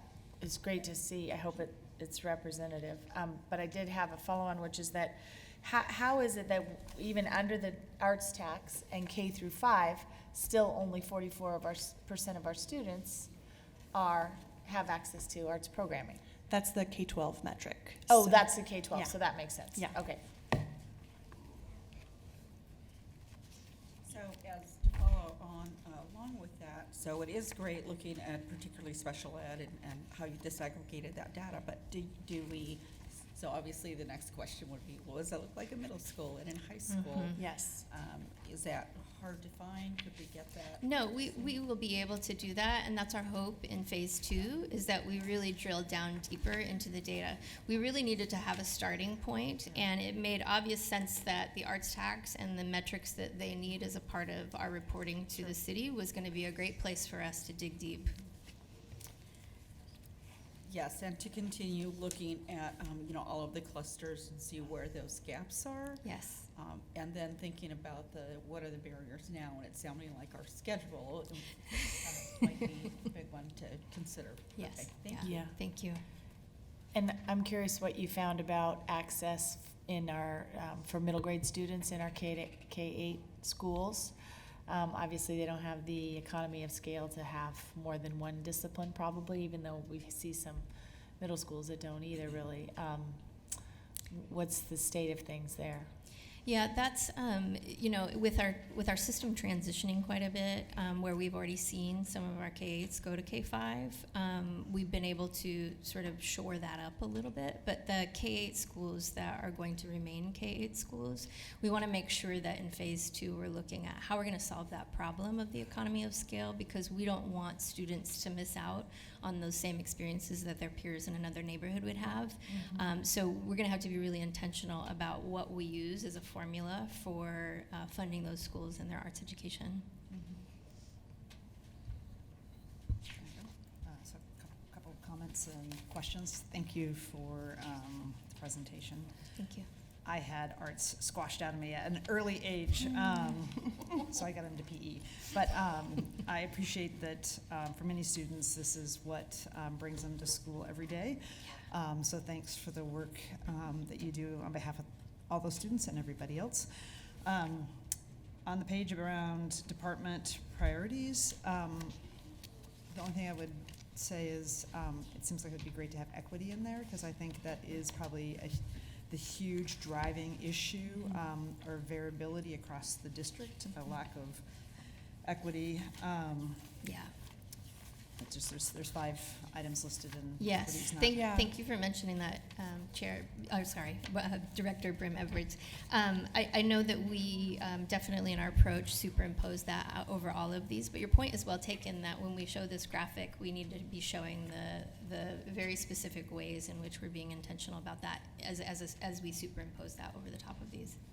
Do you want to say something? Yeah, just there have been times where we have wanted to call that out as a line item, but our fear with doing that is that it becomes then separate from part of integrated practice in all of the areas that we focus on. And so how do we show that absolutely it is the lens through which we're doing our work, but how does it show up visually in our accounting of our Get work? one of your visual artists maybe to help you with that. I'm the wrong person to ask. So we recognize that the onus is on us to find a way to do that. So then I'm going to the pages around the Lincoln cluster and the Jefferson cluster. So I think it would be a really interesting exercise to have this for all the clusters, because I then think the fine point on equity would really be drawn. And I guess sort of another click down layer is we have how many FTEs, and I'd be interested in these aren't just art tax, these are everything. Yes. Correct? It's everything. So I think it would be illustrative, and I think especially during our budget cycle to see which ones are the art tax, which ones are foundation funded. I mean, my Yes. guess in the Lincoln cluster, there's a fair number that are foundation funded. Yes. What's general funded, but to see that data, because and then just to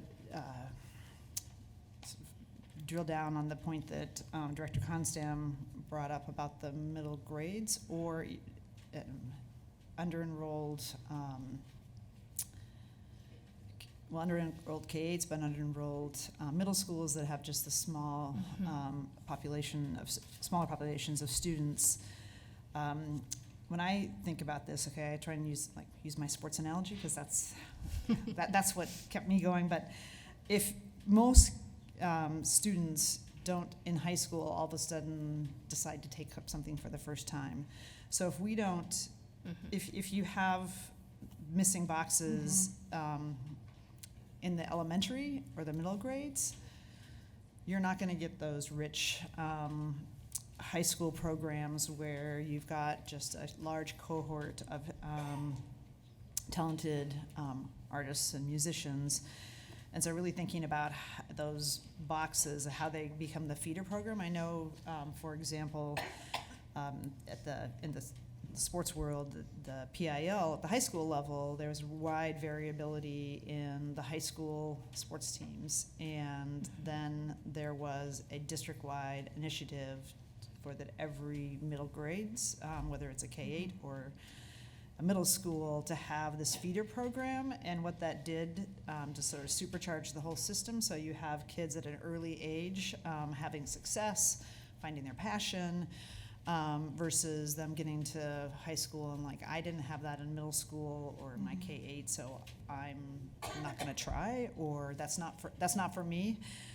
So I think it would be really an interesting exercise to look through that and where the inequities are. So I don't know if you have that, but I'd love. Yes, we actually do. We only showed 2 because of time, but we do have the rest of the clusters that we will pass out to you so you have it. We actually use it as a tool, and we're going to continue to use it as a tool with all of the groups that we'll work in those circles of influence, because we want people to look at the data and make those connections. So we have people draw out the maps and figure out where these things are. It really helps to ground people's understanding around equity. So we will provide those for for you so that you can see what those look like. In terms of our vision, we were really looking at solving this problem because we do want to have a program of study in the arts, K-12, where access is not shut because of some particular zip code. So when we dream of the future and we're looking at phase 2, we're going to really come back to you a year from now with a plan to say, here's how we want to solve these gaps. And hopefully with everybody on the same page, we'll be able to make that happen. We do struggle with school communities being able to choose their art form, and so it does create a little jagged picture, and so we'll have to be creative about how we step back a little bit and look at what that programming looks like, and let's take the guesswork out of the equation and make sure we're providing a full access to all of our students K-12. I think that's what I appreciate about bringing transparency to all the pathways, because those gaps become obvious. And our ambitious goal is to eliminate any zeros for any of our clusters having a discipline lacking for our students. And I think when we see the cluster picture like this, to Kristen's point, it's not unusual in the history of PPS that we operate in idiosyncratic school-specific ways, and even though some schools have a greater than average allocation of arts FTEs, they've chosen to concentrate their course of study in certain disciplines over others. But I think it's important for us to have a systemic conversation around what that means when our students can't realize a sequential arts pathway, and that's what we want to tighten the loop on. And this is great timing to get underway with our arts education master planning, because we are hopeful that the biennium will allow us the resources to fill in all of these gaps. And it is really important because, a lot of times whatever the art form is that a school has had access to or has invested in is one of the signature aspects of that school, something school communities are most proud of. And, in most cases, many if not most, it's because of a particular adult's dedication or talents or perseverance that have kept it alive, but doesn't necessarily feed into a pathway that those kids can continue and can be a beautiful thing in and of itself. But I think we have had a history of a lot of anomalies based on sort of adult decisions and placement and talent.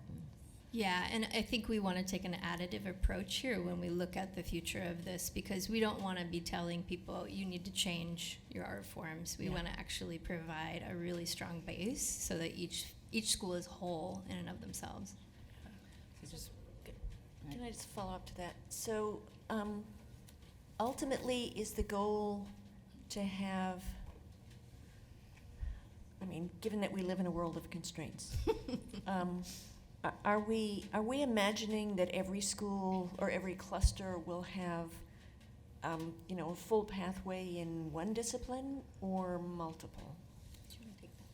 Yeah, for our initial, dream setting, we're hoping for 2 pathways, complete pathways in every cluster, in every school.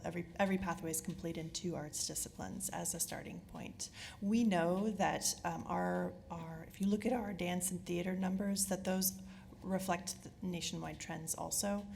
And so what we're hoping with our dance and theater programs, we hope to both strengthen those programs that already exist at the high school level, connect those up with stronger programs at the middle level, and then, as we said, potentially be offering dance and theater to our K-5 students as part of a larger socio-emotional and mindfulness part of their educational experience, because we don't have the teacher base in those 2 disciplines to just correct that. We need to build the hunger for it and the capacity for it where we have our programs now, which are mostly at the upper levels.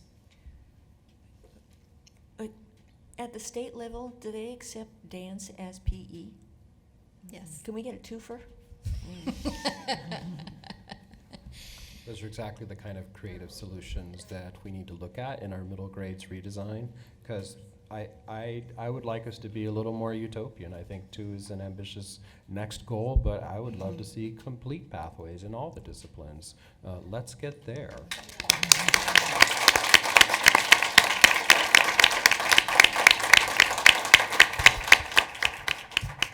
Here, oh, sorry, go ahead. So I'm not sure this is a question for you, but more sort of an overarching question. So we're in the second year of hearing about the 6 versus 7 periods in the middle schools, and I'm wondering like how that's going to be landed in terms of having a district-wide point of view and just a timeline. As I know that there's a variability across the district creates what may be inequities for different students.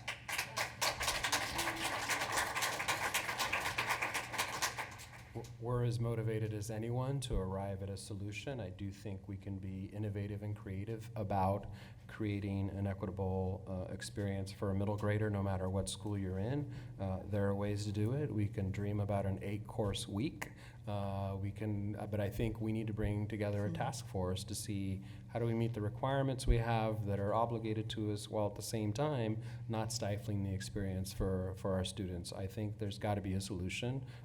I have faith that we will arrive at it, and I think it's going to require our educators and leaders to come around so it doesn't depend on which school you go to, that we make a guarantee available to our students in the same way that we continue to talk about what is a signature practice look like in all of the content areas. You heard some examples of what that might look like in arts in the same way we've talked about it in other ways. So I do think we can be creative. I look forward to everyone's continued advocacy for funding for a whole education. I think that category will allow us, if the state proceeds in that direction, to make a major investment in this area and kill 2 birds with 1 stone, resolve our middle grades redesign work along with completing our arts pathways. Can you talk a little bit about our Artists in Residence program, and if it's still, are we still doing Run for the Arts? Can you talk a little bit about how that might be equitably distributed, or whether the funds stay in the schools in which they're raised, and just how much of that is going on? And also, do the schools, do we have a stable of artists that we deploy out that way, or do the schools link up with the artists that they want? There's a couple different combinations that happen in our district. I'll talk about young audiences first. We have several schools that participate in young audiences district-wide, and then we have some schools that opt to do their own arts run for their own school fund. And those funds that are raised live in an account for that school that's housed at young audiences.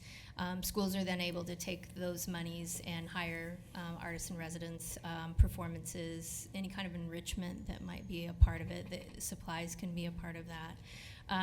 But it is up to the power of the economic machine of the school to raise that money. So some of our schools have accounts that are $75,000, and other schools in other neighborhoods have accounts that are less than $1,000. So we really see an inequity in that, and we would hope that there's a way that we could be creative about that. But we want to make sure that we do that in partnership with young audiences and look at that as we think dynamically about how we're better serving our students through that model.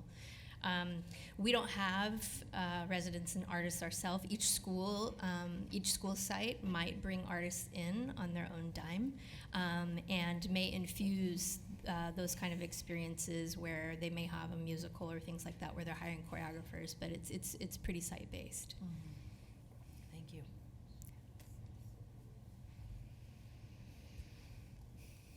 So I want to come back to our middle school issue because I was just at a joint Scott Rigler meeting, came up.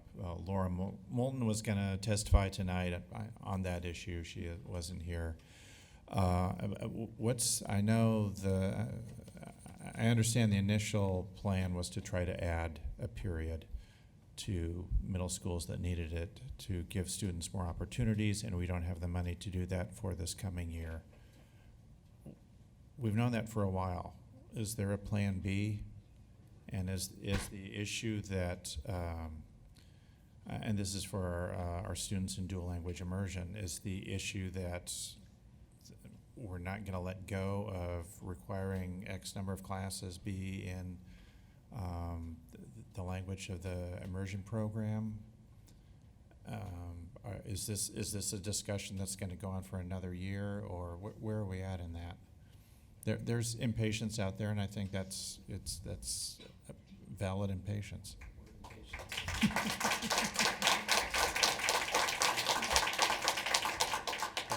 I think we share the impatience, and there are real constraints, and there are a whole slew of competing priorities the board is also aware of, and these have been a bridge year or two until better days.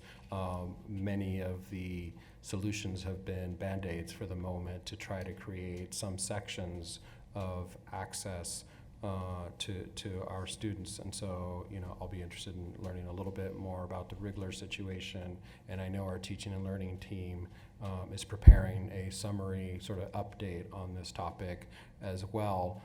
And we also set our own constraints, including the way we deploy language programming in the district. And so there are many ways to offer rich target language development, and we can insist on doing it in a particular model, or we can perhaps afford our students that opportunity in particular core classes while still not constraining them from taking an elective. So more to come on this. I don't want to see us go much longer in our district without having a solution that is a win-win for all communities. I think we all want to see the same thing happen. I think what you see is that we're rubbing two sticks together here, so to make this happen.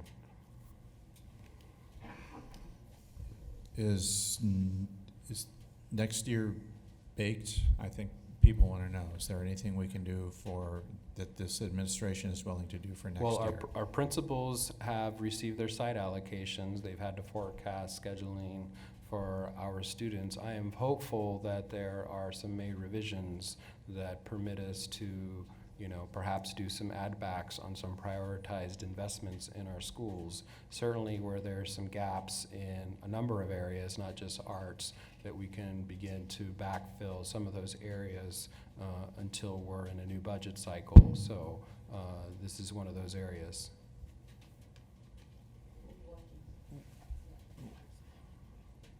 Okay. Yeah, well, I'm not sure I understood your answer, because if we're in a limited number of courses that a student can take, and the DLI is saying thou must take this many, and there's no room for music or theater or whatever the alternative is, I mean, that's to me, what I understand, again, please tell me if I'm wrong, that's where push has come to shove.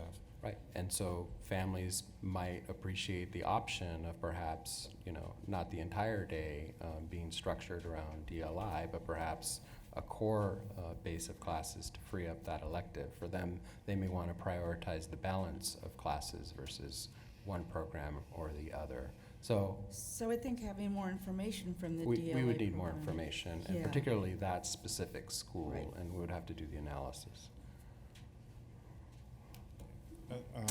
Otherwise, it's Definitely wanna know. awesome to see a Yeah. plan. I mean, when my kids started in 1994, I don't think we've ever had an arts plan, much less one that's ambitious and forward-looking. So this is tremendously exciting. And in my dream build-out, I played trombone for 3 years in middle school, and I was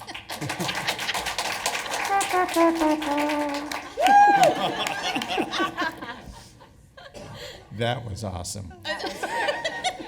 Well played. Yeah, but I was not. But I learned how to read music. So when I thought playing a guitar would be cool in high school, and I picked up a guitar, I could at least teach myself chords and notes.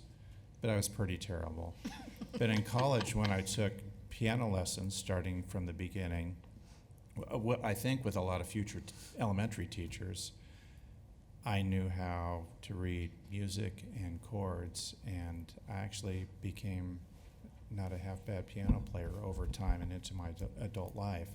So having my dream is that you kind of have the opportunity to have a second go of it within the K-12. Because right now, if you want to try something else in high school, you know, that's not going to happen. But to have sort of some 101 music or theater or something in high school would be great as well. So for a brown girl in Southern California, the same thing. Music really was my key, and loved every bit of a pretty strong program that we had there. And my bachelor's is in music therapy, which I'd love to come back to someday. So I love this. Be there with bells on my feet tomorrow night, too. Looking forward to it.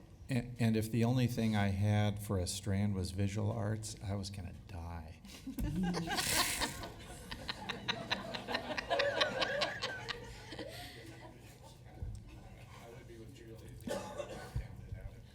I think with our 8 class schedule in high school, I think, and we really hear from students about how important it is to have hands-on class and a class that really speaks to the heart. And, you know, I've known a lot of students who have dabbled. You know, it's not just about the pathway that they were introduced to in elementary school or middle school, but they may be full IB students who say, I'm going to pick up the guitar for the first time in my life when I'm 16.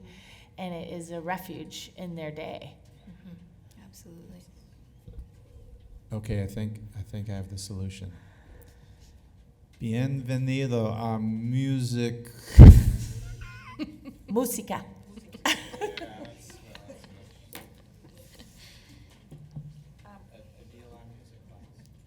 Yeah. Yeah.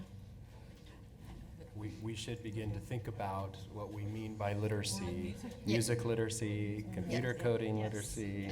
I think there's a lot of ways we can give our students an experience like that. Okay, so I'm debating whether to give you my story of my kid in PPS and art. It is not a happy one. He did preschool, kindergarten, and first grade in Romania. Every single kid did recorder every day. By the end of first grade, he was composing. We moved back to the States. He started second grade in 2002. He never got another music class, ever. Ever? Ever. Well, that's malpractice. Yeah, needless to say, he's not composing. Mm-hmm. So, I mean, It's a lost opportunity. things can here. happen if kids have opportunities. Yes.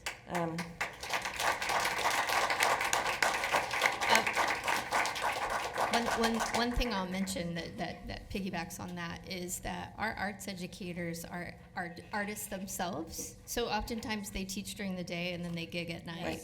And what better way to be a compelling teacher than to walk into class the next day and be able to have that center of arts right at the get-go with kids, to be able to inform them of that experience. And so we continue to see the expertise of our teachers and how they continue to work on their craft, and that totally informs their instruction.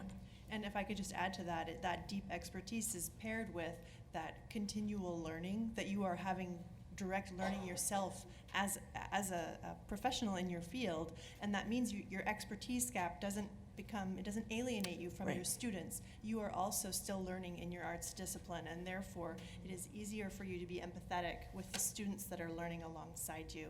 I think that's one of the reasons why we see arts teachers so often have such a powerful connection with their students. Yeah. In addition to that, there is a mountain of research showing the impact of arts education on kids' academic achievement. Yeah. So if we're all about achievement, I mean, we ought to be doing something. Yeah. I mean, the other, I guess my last little micro rant is, I think when you look at what's happening in Salem with the legislature and the proposals that are being talked about.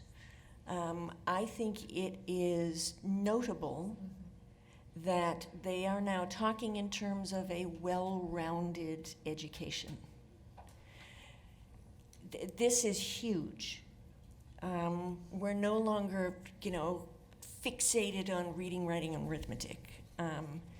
And I think there's a growing recognition that we need to have well-rounded education to produce well-rounded human beings. And that's when we're going to get the outcomes that we all say we want. So I'm going to make a little pitch. Everybody who showed up tonight in support of the arts in PPS, I'm going to ask you to contact your legislator. Get those cards and letters going. We need to push the legislature to provide enough funding so that we can actually do what we've been talking about. Because if we don't have some cash, all of this is going to be pretty pictures on a PowerPoint.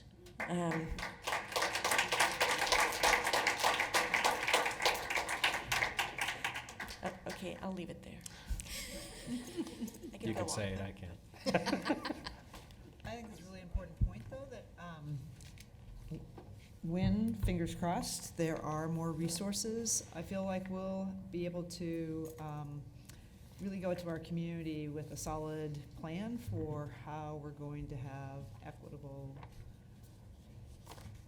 arts and music programs across all our grades. And I think that will be key, because if we get the resources and there's no plan or there's no foundation, I think the public will lack confidence. We probably won't do it well. So I think we're primed for. Yep. This is why we're doing our homework now in this lull, so that we have sequential arts education, so we have sequential CTE pathways, so we have workforce development and career lattices and PPS. I mean, I could go down the list. So our students have access to quality material and librarians and tech, and there's no shortage of wish list items, but thank you, Kristen and company, for Carolyn, for your work here. I'm excited about this growing movement of the arts and PPS. We're ready to go. Yeah. Okay, thank you. Thank you. Yeah, thank you. Thank you. We hope to see you all tomorrow night. Yes, please come tomorrow night for our show. We've got some great performances and oodles of visual art to show you, and it's going to be exciting. So we hope to see you there. Thank you. And the gallery will be up there for how long? 2 weeks. Do you want to? Until the 27th, and just a short plug for April 27th is the concluding day of the show, and it's also the Miller Family Free Day, so it's a day of free and open access to the entire museum. We'll be having pop-up performing arts pieces in the galleries in the museum on the hour every hour, as well as hands-on art making for anybody who wants to come in. Great. Cool. Thank you. Okay. So the next item is the 2017 Bond Budget Development Performance Audit. So, Superintendent Guerrero, would you? Yeah, we did. Yeah, we have our Chief Operating Officer, Dan Young, who always comes not unaccompanied, so I'm sure they will introduce themselves. Good evening. As you know, I'm Scott Perala. I'm the Interim Senior Director for the Office of School Modernization. Tonight we wanted to bring the findings from Soberg Evanshake Consulting. They are the auditors that we brought on board through an RFP process to conduct the performance audits for Office of School Modernization. And so they looked into the resolution that the board passed in regards to looking into the documentation that we had for the budget funding gap. So a little bit of the background, Catherine Beatty is a principal with SEC, and Leanne Liu, right? Is one of the senior auditors, and so I'll let them introduce themselves and walk through the scope of work and how we've moved that forward. Good evening, Chair Moore, members of the board, and Superintendent Guerrero. My name's Kathy Brady, and this is Leanne Liu, and I apologize moving from performing arts to audits, because obviously I didn't take enough courses when I went to school because our PowerPoint presentations are not as visually appealing as those other ones. Our firm was hired by PPS in October 2018 after a competitive procurement process to conduct the first performance audit for the 2017 bond. Over the next 4 years, there will be an audit once every year, conducted annually. You'll receive an audit report. And for this first cycle, though, this first audit cycle, we're doing it in 2 phases that I'll describe a little bit in a moment. Because it's our first time presenting in front of you, what we wanted to do is just give a brief introduction about our firm, Schoberg Eveshank Consulting. It's a mouthful. It was founded by the former state California auditor, Kurt Schoberg, and his deputy, Marianne Eveshank. And in that office, I worked there with them. We performed audits similar to your Secretary of State in Oregon. So we conducted the state's financial statement audit. And we also did performance audits of a variety of school districts and departments of education and a variety of other transportation entities that really centered around a lot of capital construction, which what we're looking here today at your bond, as well as a lot of other government sectors. When we started Schoberg Eveshank 20 years ago, almost 20 years ago, we've expanded on that construction experience, and we have done a lot of these similar bond works, or sometimes they're funded by sales tax, to do capital construction at school districts or airports, transportation entities. So we've really expanded on that body of work that we developed with the State Auditor's Office in California. We're located in Northern California in Sacramento, and we specialize in performance audits and consulting for public sector only throughout the Western United States. The other thing I wanted to talk about was audit standards. We follow what's called generally accepted government auditing standards. It's known as a yellow book because it's a yellow book, so it's aptly named. But they really provide a framework for a quality audit work because they require certain provisions that we must follow related to competency, integrity, objectivity, and independence. So they provide a foundation for the public to have assurance in the work that we do because we have to follow some rigorous standards. And then we have to employ sort of a structured process when we do an audit.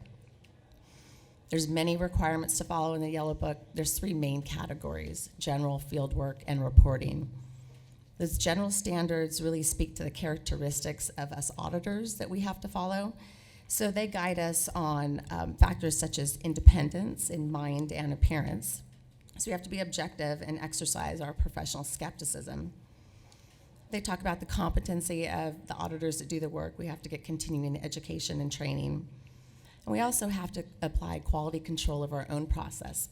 We have auditors come in and audit our work as well to make sure that we follow those standards. The Yellow Book fieldwork standards relate to several areas as well about properly planning and supervise the audit. But I think the most important one from an auditee's perspective relates to evidence. And it requires that we have sufficient and appropriate evidence. So sufficient that we have enough in quantity to support our findings. And appropriateness is that it's relevant, valid, and reliable. Evidence is the data, the documents, observations, analyses that we either gather or we conduct ourselves. The final Yellow Book main area is about reporting standards. They require some things like specific language we have to put in our report to say that we followed those standards. But I think the thing that's most important from an auditee's perspective is that we have to go to the people that we are auditing in the subject matter to get that perspective and put that and incorporate that into our audit report. That can be done through written response, but our firm also does that throughout the audit where we get their perspective and make sure we try to have recommendations that are meaningful for them. So these standards are a little bit different than the other performance audits that were done in the past that followed some AICPA consulting standards. A lot of the same similarities about due professional care, planning and supervising services, and providing sufficient relevant data. But the Yellow Book standards have a certain level of rigor, and they cover more areas and are very specific in things that we must follow, specifically related to independence and quality control, evidence, audit documentation, supervision, reporting, and peer reviews. For this first performance audit of the 2017 bond, we were asked to conduct the audit in 2 phases, to give you some information tonight and then to finish our typical audit cycle. Some of it relates to, the phase 1 relates to the development of the $790 million bond estimate. And one thing we have to realize is this first year's audit cycle is extremely compressed. Typically, it's a July through June audit, about a year. Reports get done in March, at least have in the past. So we started a little bit behind the 8 ball, started at the end of October of 2018, and had a work plan that was due in December 2018, about mid-December. With the report requested, we were supposed to be here in March, so we're close, in April. Didn't leave much time for field work. So while the phase 1 audit has gone on, and that's what we're here to talk to you about today, there is a phase 2 in process that covers some of the areas you see here on the slide. The plan is to come before you later this year to present the results of that phase 2 effort. And then for future years, hopefully we go back to this one reporting cycle. We have a little bit more time to get the work done. Now let's get into the results of the phase 1 audit. Because we were tasked at looking at the development of the $790 million bond, audit efforts was focused on the practices, models, assumptions, and cost factors used and in place at the Office of School Modernization at the time the bond estimates were developed in late 2016 and early 2017. We looked at the 3 main cost categories: the $580 million for the school modernization, the $150 million for health and safety projects, and $60 million for the bond program costs. Although it has been less than 2 years since the bond passed, much has changed at PPS, within OSM, and in the construction industry as well, that we addressed partly in this phase 1 audit report, and will audit more and more depth in phase 2 or future audit cycles. With that in mind, we found that while there wasn't a formal replicable methodology, OSM employed a consistent process to arrive at baseline bond estimates. They ran several cost estimate drills with varying assumptions and options as would be expected, and we analyzed the most recent model dated January 19, 2017, which had most complete detail behind the assumptions used before the estimates were presented to the board on January 24, 2017. As shown on this slide, we looked first at estimates for the 4 school modernizations, as those costs comprised the majority of the bond. Internal OSM documents from January 19, 2017 estimated total costs for the 4 schools at $678 million, of which approximately $407 million, or 70% of total project costs, the blue shaded portion of the bar chart, was supported by data from a PPS hired independent cost estimator. For that January 19 estimate, we found that the cost factors and assumptions used by OSM operational staff to calculate total project costs were aligned with industry practices and market conditions at that time. But within days, that staff estimate was lowered by approximately $100 million without a documented explanation and became $580 million when it was presented to the board for approval. We could not locate records or evidence that would bridge the gap between internal OSM budget development documents from January 19 to the January 24 information presented to the board, even after PPS IT ran searches of employee computer drives for us. Because the amounts presented to the board were much lower than the January 19 model and had incomplete information supporting cost factors implied, the estimates provided by OSM executive leadership to the board were inconsistent with market conditions at that time, leading industry practices, the prior 2012 PPS bond, or comparable school districts, as shown on the next slide. As you probably know, it takes more than just nuts and bolts to build these schools. There are several cost factors that need to be estimated and calculated to arrive at total project costs. One large component are the hard costs provided by the professional cost estimator. But there are additional costs such as escalation, soft cost, contingencies that need to be estimated as well and evaluated, as shown as in orange on the previous slide. If these factors or percentages are set too low, impacts could be felt as projects progress through the various stages of planning and design, with OSM being challenged to meet those bond budgets.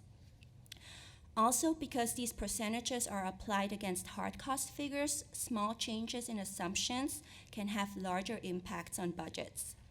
For instance, as shown on this chart, OSM executive leadership estimated construction costs to increase at 4% when it developed the bond.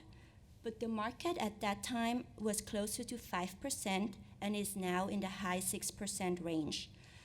Another challenge with escalation was that OSM executive leadership reduced the number of expected construction years that did not track with construction schedule duration.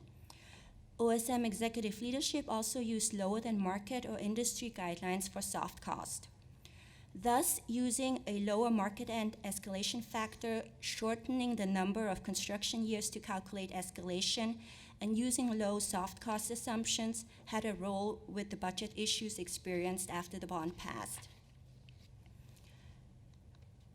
As shown on the next slide, we found there were concerns raised by OSM operational staff and external consultants, although there was no evidence of how those concerns were addressed or considered when cost factors and total estimates were reduced. For instance, for escalation, there were several concerns raised about needing estimates to tie in with project schedules, or soft costs of 13% being on the lower end of an acceptable range of 13 to 15% that could cause problems. But there was no discussion or documentation on decisions behind the rationale, as is suggested by industry leading practices. For the $150 million health and safety program, we found 30% or $45 million were supported by professional cost estimates. Although there appears to be more independent data that was available at some point, there were early assessments prepared by external consultants that identified needs to repair water quality, fire safety, asbestos, lead paint, roofs, ADA, radon, and security systems. In preparation for the 2017 bond, PPS commissioned updates to those estimates, which were completed around December 2016. However, not all external consultant estimates or reports could be located for our audit. In addition to the school capital projects and the health and safety program, there are costs that need to be set aside for those activities related to the overall delivery of the program or that are not yet specifically attributed to a specific project or component. For the 2017 bond, those program level costs were estimated at $60 million for program contingency and program management. What we found was there was no documented methodology that would allow for a replication of how that amount was calculated. Again, internal OSM staff and external consultants raised concerns that the amount was low, although there is no market factor to be used or considered for these overall program costs. Thus, assumptions often rely on historical practice or comparables. For perspective, the Beaverton School District's $680 million bond calculated $65 million for program management and contingency, compared to PPS' lower $60 million for its larger $790 million bond. In terms of data that was presented to the board, we found that additional cost information could have helped decision-making and transparency, as discussed in Section 2 of the report. As shown on this slide, at the board's January 24, 2017 working session, OSM executive leadership presented 4 options that ranged from $745 million to $867 million. Leadership shared various documents such as Master Planning Committee guiding principles, due diligence reports, existing design graphics, and modernization options. But aside from the graphic shown on this slide, there was no data presented describing how the 4 different amounts were developed, and the board did not have many questions on budgets or cost estimates, as most questions were design related. Yet, the level of the information provided was similar to other districts we reviewed. Nevertheless, while format and content of board approval documentation was similar to peers, we believe additional data could be provided in the future, such as comparisons of cost estimates with current market condition, industry standards, or other school districts to better inform decision makers. Section 3 of the report brings us to where we are today. As shown on this slide, the estimated cost to complete the 4 schools only as of December 2018 was nearly $800 million, 37% more than the $500 million estimate when the bond passed. But despite all the challenges with how the bond budget was set in 2017, it is important to remember that fluctuations in cost estimates are typical during early planning and design phases. As scopes become more defined, needs are changing, or available funding becomes a challenge, project costs also need to be adjusted. In this case, the gap between the 2017 bond baseline estimate and current cost estimates could have had many contributing factors, such as 2017 cost assumptions being too low, as discussed earlier, but also other factors such as scope additions, schedule changing, pricing of specific materials, shortage of skilled labor, or update to ed specs that could impact cost estimates. Comprehensively identifying these factors requires significant effort reconciling line items to bid amounts, reviewing detailed specs, and other activities requiring site-specific knowledge and project familiarity. Now, OSM has been working on containing costs by commissioning updated master planning documents and exploring cost-saving options through various value engineering efforts. However, bridging the gap may also require limiting scope or deferring projects to future bond measures. Since our scope was focused on the $790 million bond, on how the $790 million bond was developed, conclusions drawn and recommendations were made based on practices in place during the bond development phase in December 2016 and January 2017. We understand that since then, much has changed at PPS and OSM, and we are informed that many processes and practices we recommended in this report are already in place.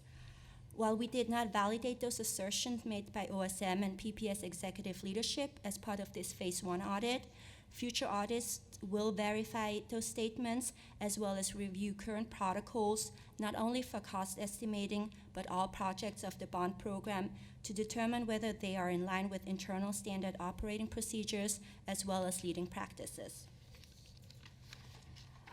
Before we take any questions, we would like to thank PPS and its external consultants who have greatly assisted us during this compressed time frame for the audit. Everyone was very forthcoming with our information requests and tried their best to gather data for us. With that, we would like to open it up for questions. Thank you. Any questions? I guess my first question is, when you, on your graphic with the bars with the orange and the blue, and which is the heart of the question about what looks like an arbitrary reduction in costs before they were presented to the citizen committee. So it looks like the hard costs were held harmless, pretty much, and that there was an inexplicable reduction to the soft costs. Is that right? Or it's hard to tell because it all just came out as an aggregate number? Is that a question for us? Yes. Absolutely, that's what the evidence showed. We had problems with the gap between their finding out exactly what happened. The 407 number is based on the professional estimator. The earlier costs. estimates on hard costs. Yes, that came from the external estimator. Yeah. Thank you. Okay, so if I understood your question. Well, I guess the heart of my question was trying to determine whether the original estimates for hard costs were off, or whether, which it looks like they weren't really, but that They were not? the arbitrary reduction was really in the program costs, contingencies, soft costs. So when we were looking at the January 19, 2017 model, the hard cost amount in there, the 407 million, tied to independent professional cost estimate numbers. When that amount was presented to the board, it was reduced by 33 million and was 374 million. Okay. We could not find a connection between how that 407 million was reduced to 374 million. Thank you.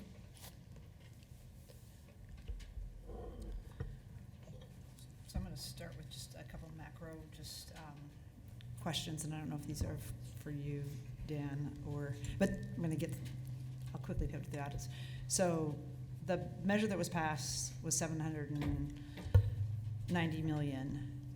The current, if you take, and I know there's value in engineering and everything happening, but the current approved budgets of the 4 schools, the 150, and the program costs, what's that number? More than 9, is it 950 plus 60 million? Because I think I saw 800 million for the schools only now, then 150 for the health and safety, and then there's more for program costs? I don't have that offhand, but I think that's generally in the ballpark, if that's. So is it 950, is it 950 plus 60 million for program costs? Based on what information? I'm not sure if I'm following. So I thought on the slide it said we're essentially the 4 schools are at 800 million, is what I thought I saw. And then I'm adding 150 million for the health and safety. On this one. So that's 950, and then I'm wondering if on top of that is the program costs. So our overall budget now, based on what's been approved. I think that's accurate, looking at the chart here, yes. I'm So sorry, the you program said- costs are on top of that, correct? 'Cause there's no program So costs we're in at here. like 1.1 billion? Approximately, yes. Okay. So the gap is about 220 million. Yes, approximately. So the board resolution that we adopted was to look at to provide findings and recommendations relating to the causes of the budget gap. And looking at this presentation, what I think I'm seeing is half of it, or maybe you can tell me where there's more. So half would be attributed to the 100 million of change without documentation. This is a question for the auditors. Yeah. I don't know if I would phrase it that way. So tell me how to phrase it. 'Cause we're think trying to figure out that- what we tell the community of what's the gap. Yes. And I think some of the gap was caused by the assumptions that went into the 790 were low on the market end. So if escalation's at 4%, and now it's currently, this comparison shows it probably was better at 5%, but now it's showing up at 6%. That 1% has huge repercussions on a budget because you're multiplying it as it goes up and up. So yes, that is part of the reason, because those initial, whatever went into that 790 were too low. Insufficiently conservative. So I guess Not conservative enough. So maybe you could share, if you were telling the person on the street or the parent on the street, when they said, like, this was a big conversation in the community about the difference in the number from 1 billion to 790, how would you explain it based on your, it looks like a pretty thorough review of data, of why is the difference by chunks or by different?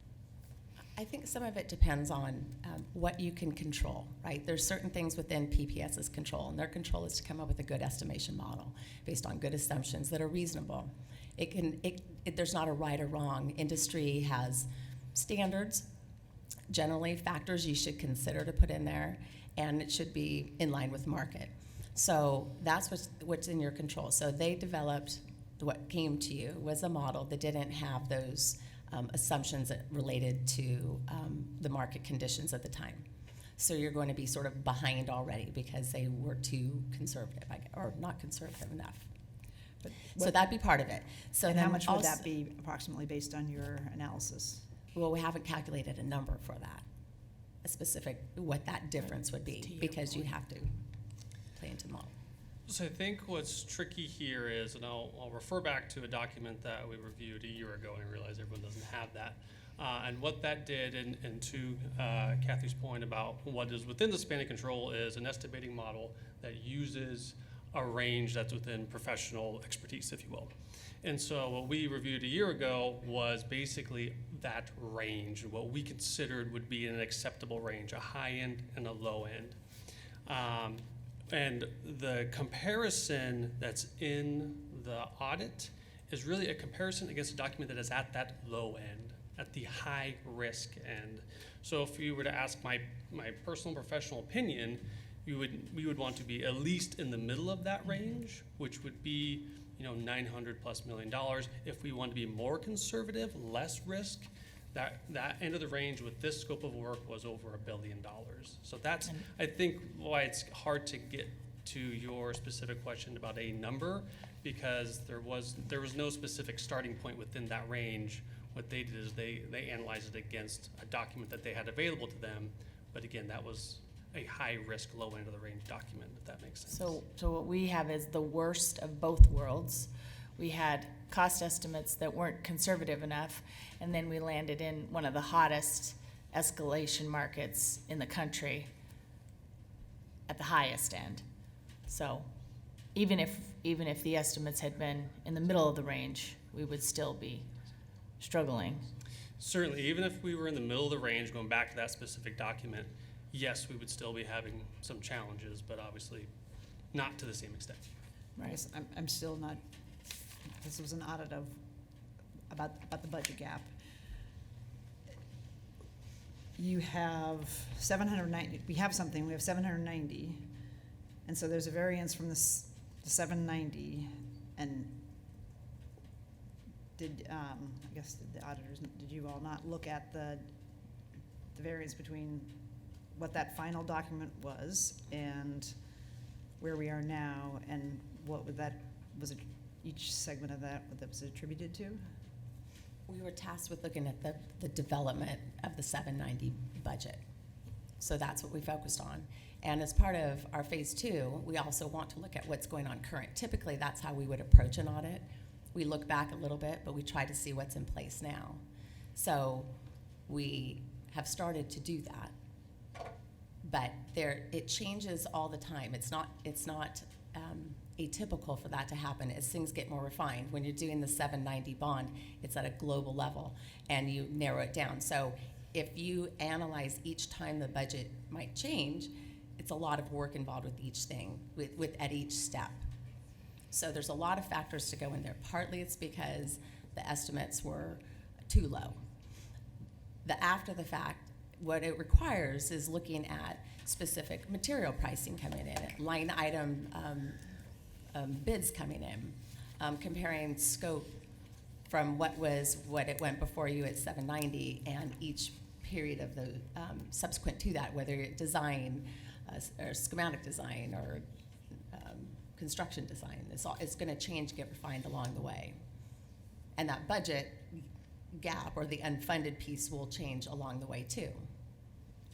So, in other words, if you were looking at the 790 million that was passed, if you're looking at the cost to complete those projects, maybe at the end of 2017, it might have been less than what we're looking at now, and it might be different than we're looking at that in 2 months.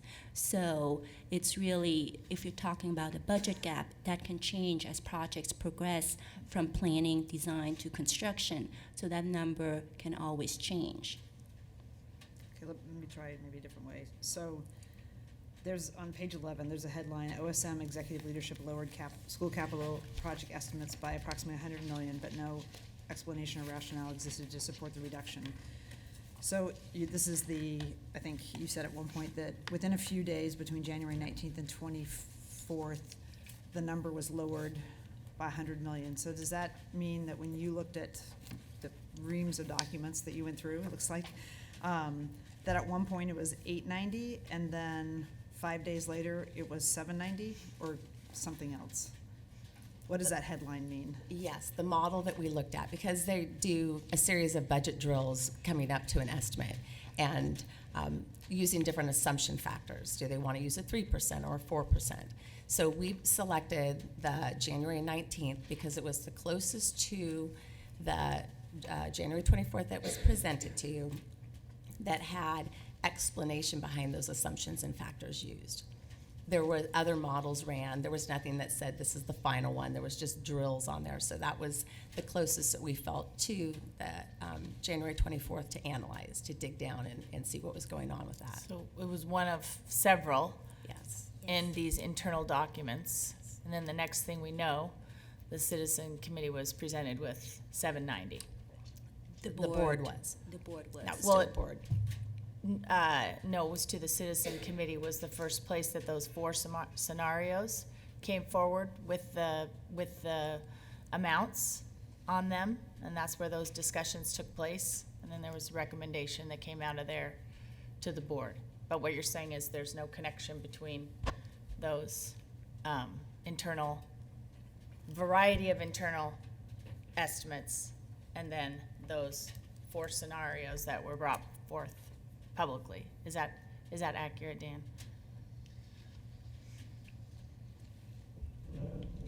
The dates they're talking about are specific to about information that came to the board in January. I know what you're talking about, the citizen group. I don't recall specifically what information offhand went to that group, or what detailed budget information. I know that had the different scenarios and included the different numbers for the health and safety.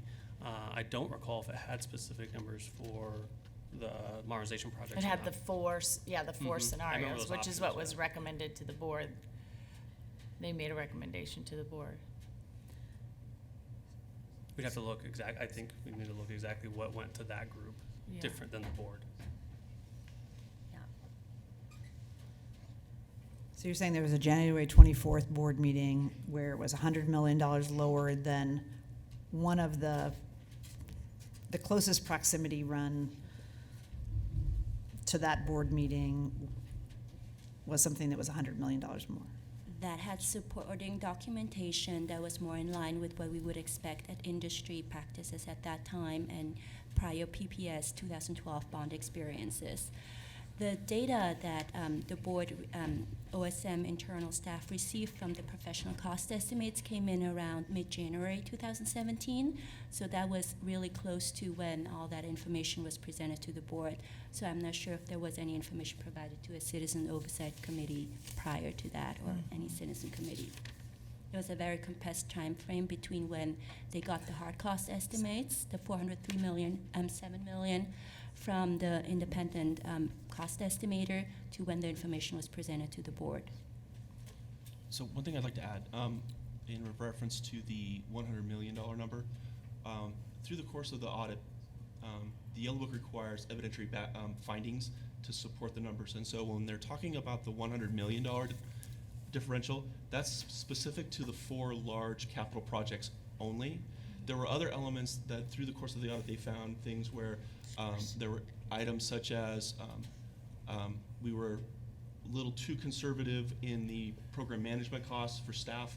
We were a little too conservative with contingencies at a bond level for the district. So those now complicated and compounded on top of the 100 million. And so I don't have those numbers exactly in front of me, but so there's a element in addition to the 100 that is so it's 110, 120, where these other soft costs that are associated with either health and safety or program-wide costs that are additive to it. Does that make sense? And they're sort of multiplicative rather than just simply additive. Yes.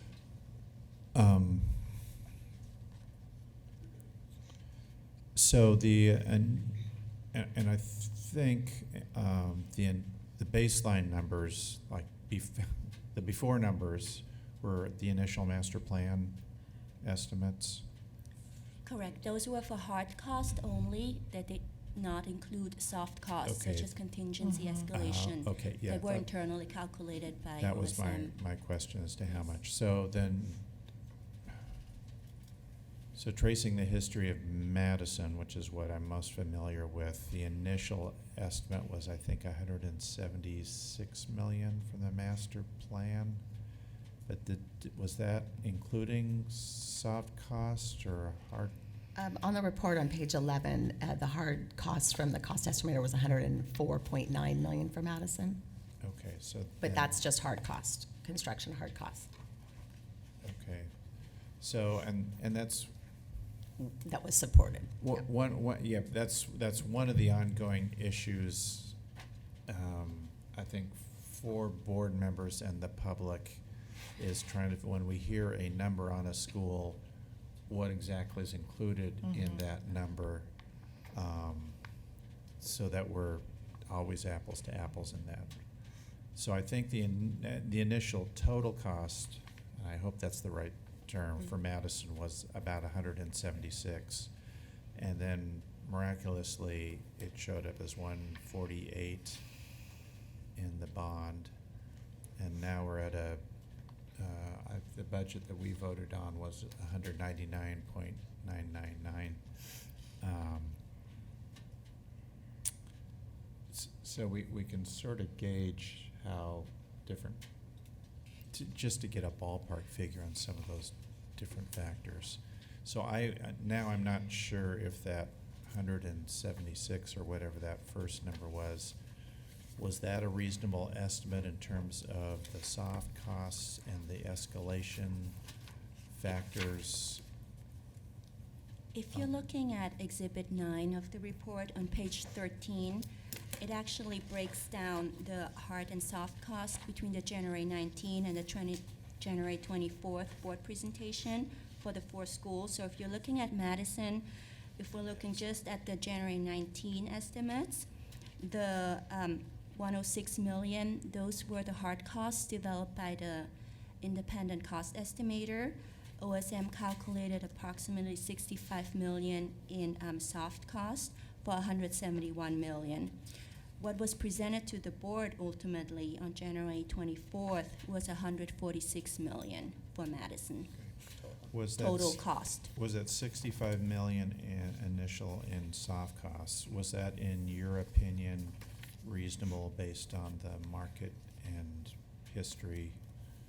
So the historical facts? 106 million out of the 171 million was from your professional independent cost estimator and Yeah. national reputable firm. The 65 million that we saw from that January 19 bond development worksheet was based on assumptions that were more in line with market conditions at that time Okay. and past PPS history, 2012 bond history performance. Now, and I believe in your presentation you said overall contingency costs were reasonable or close to reasonable? Or program contingency? Well, there's 2 parts. There's project as well as program contingency. For the project contingency, for using Madison as example, the 65 million did consider a reasonable contingency factor percentage, Okay. as well as considered the years of construction. So I don't have it on top of my head, but it was like 4 years, and that would be reasonable. When we were going to the January 24th presentation, where it went down to 51 million, it was no longer 4 years of construction that you calculated contingency on. So it was a lowered amount as well. But can you explain that a little bit? That's a little unclear to me, the fewer years for projecting escalation, because we actually, the proposal was for longer terms of construction. So how does that work? So if you're going to page 14 of the report, we did there's a discussion on escalation and how those should be calculated.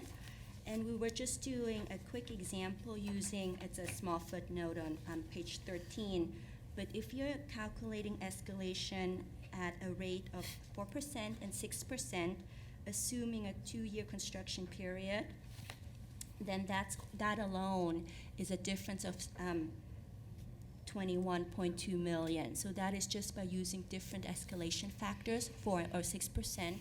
And when you're using lesser years in calculating escalation, then that will have a greater difference as well.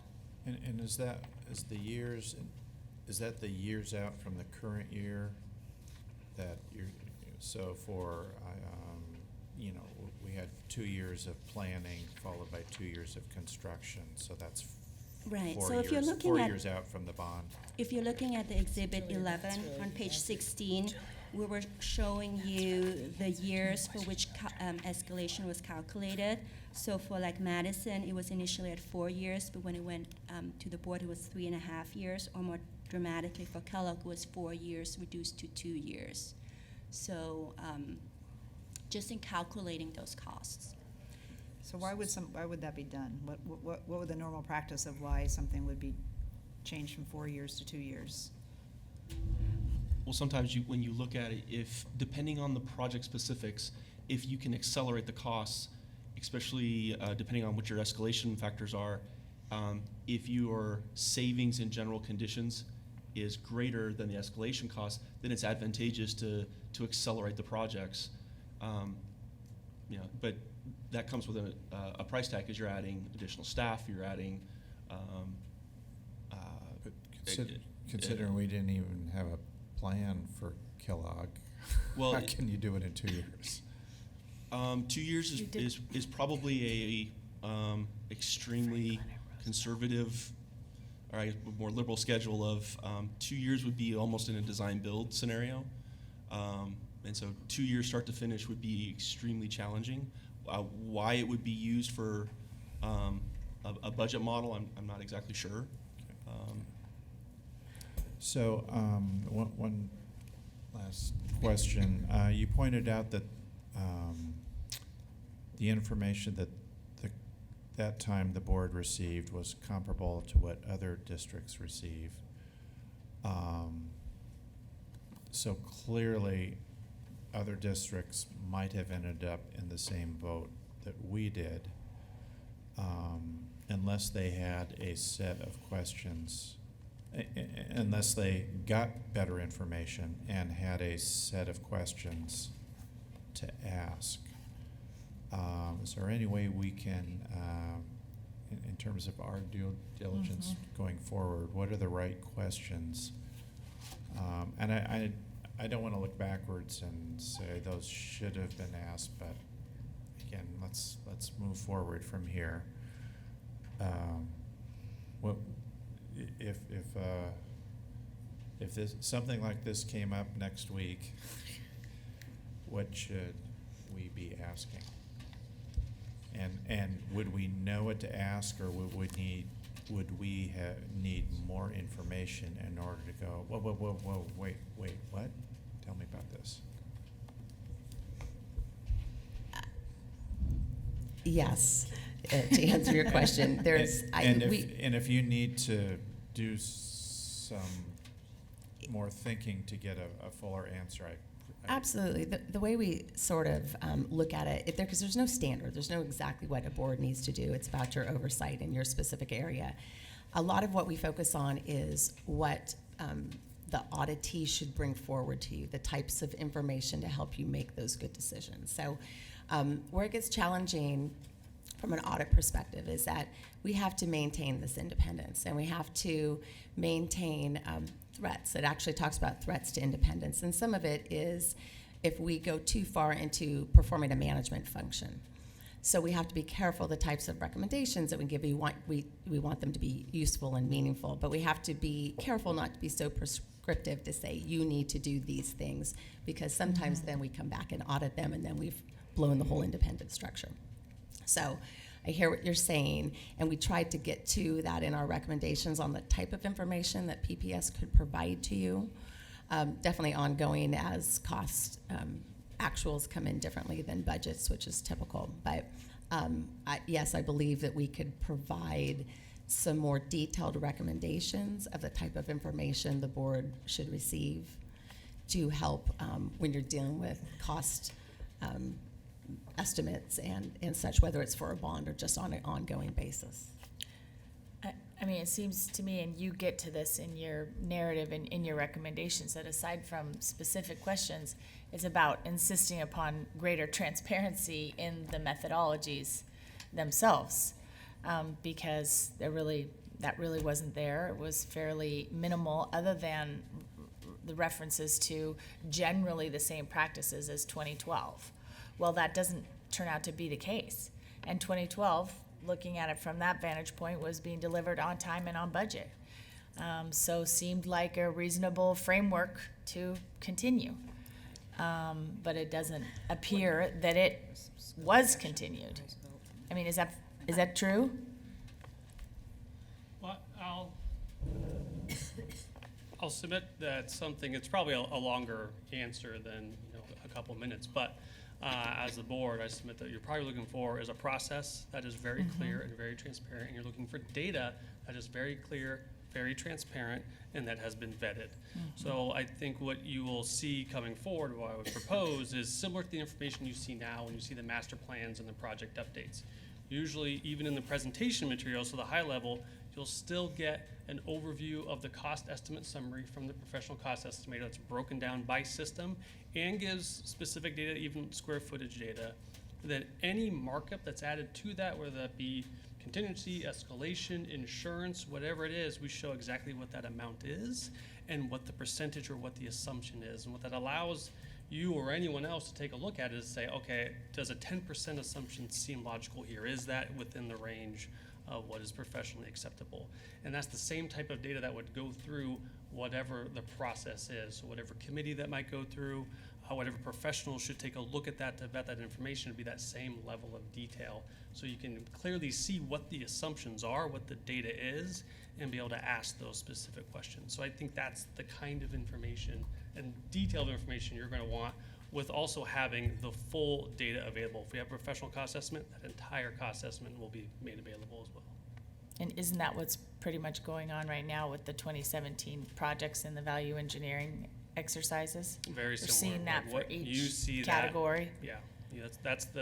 That is typically what we bring forward, even at this level. And then, of course, we have data behind that. So if there's ever any questions, we can go and have a more detailed conversation, which we do on the regular. We had one 2 months ago at the BAC specific to talk about Benson, where we made the design team, the engineers, the architects, the cost estimators, we made them all available to the Bond Accountability Committee for them to ask questions and go through that level of review.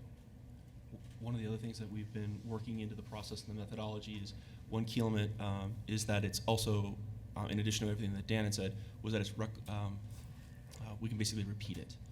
In that through the documentation itself, an auditor could sit down and take the documents and be able to go through and work through that process and see the same steps, understand what was done, and then be able to basically replicate the same answer in the same process, which then creates that justification, the double check, post-process of, okay, it circles back and everything lines up and ties out.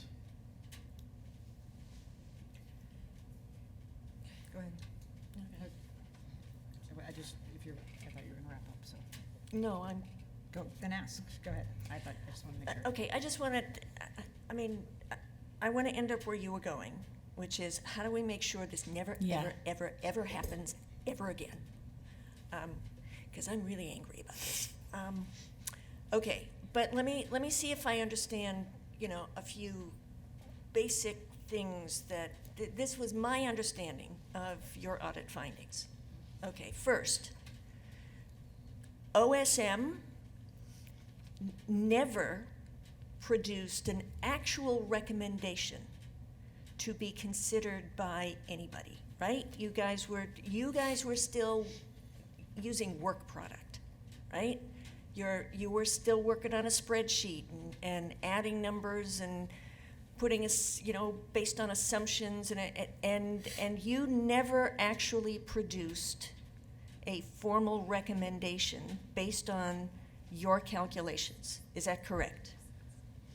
The nuance there is OSM operational staff was not asked to do that. We provided information. I'm not we suggesting were never asked you to right, produce okay. that. You were never asked to create a recommendation, and therefore you didn't. Correct. Okay. I didn't mean to suggest that you were stonewalling. That's not where I was going with that. Okay, so you had work product, you had a spreadsheet, you had a bunch of spreadsheets using different assumptions about stuff, right? And then at some point, somebody made a decision about a number. And if I understand your audit findings, we don't know who, we don't know why, we don't know how, right? This was the. Correct. Okay. We have no evidence that provides any of that information. We have no idea what happened. Okay. So, I mean, this is the ultimate bureaucratic black box.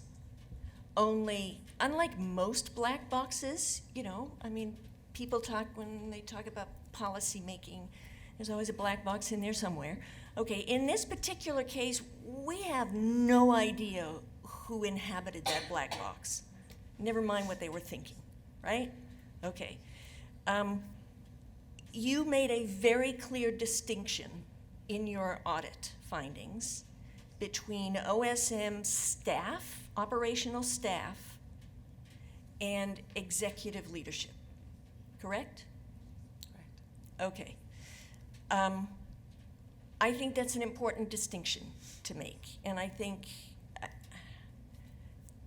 because we're not talking about you guys. That's where I'm going with that. The guys who are currently running OSM were the guys who were raising the red flags who nobody paid attention to. Right? Okay. Dan's much too diplomatic and polite. Okay, so I'm going to say it. I mean, the people who are making decisions are not sitting in those chairs. They're not the ones I'm glaring at. Those are the ones I want to glare at, but they're not here. Okay.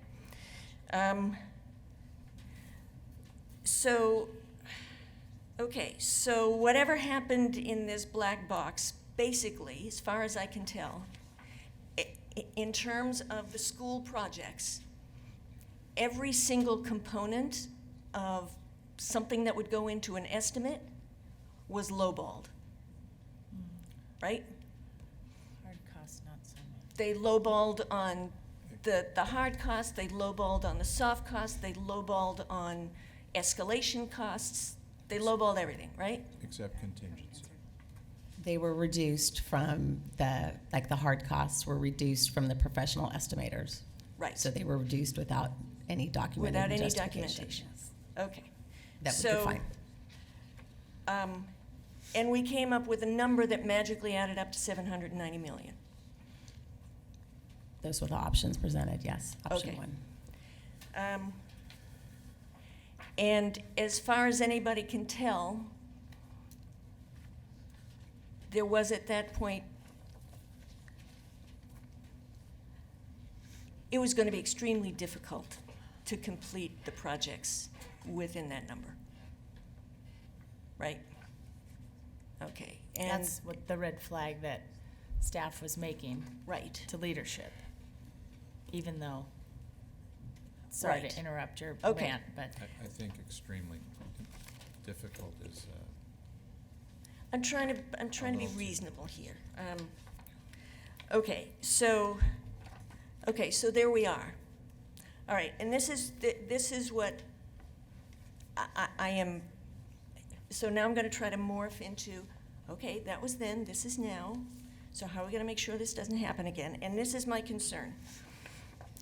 In your audit, you were saying that the board and everybody else got information that was not out of line with what was produced for the boards in other districts. Okay? I find that a little terrifying. Okay, because here's my concern. So I was thinking back, and it seems to me that, and I was an observer at this point, but if memory serves, we had, 1, 2, 3, 4, I think roughly 6 identifiable groups that should have been providing oversight on this. We had a board bond committee, we had a separate bond development committee, We had a bond stakeholders advisory committee. We had a bond accountability committee. And then finally, we had the full board. Can I comment on that?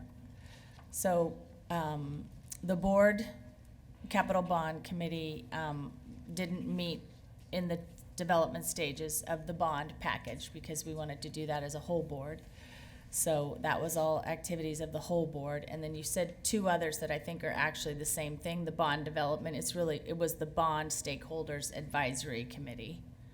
Okay, well, And then that was one. And then the bond accountability committee is a big miss that we can talk about later, which is an external entity that should have been engaged in the vetting of the cost estimates, but that wasn't part of their charter at the time, so they Well, weren't. there There's wasn't anything one in of our the- lessons moving forward. Nothing in the charter that precluded that. Okay, so as far as I can tell, there was no oversight on the single most important question. In order to, I mean, there had been a decision made about the bond package, what projects were going to be included.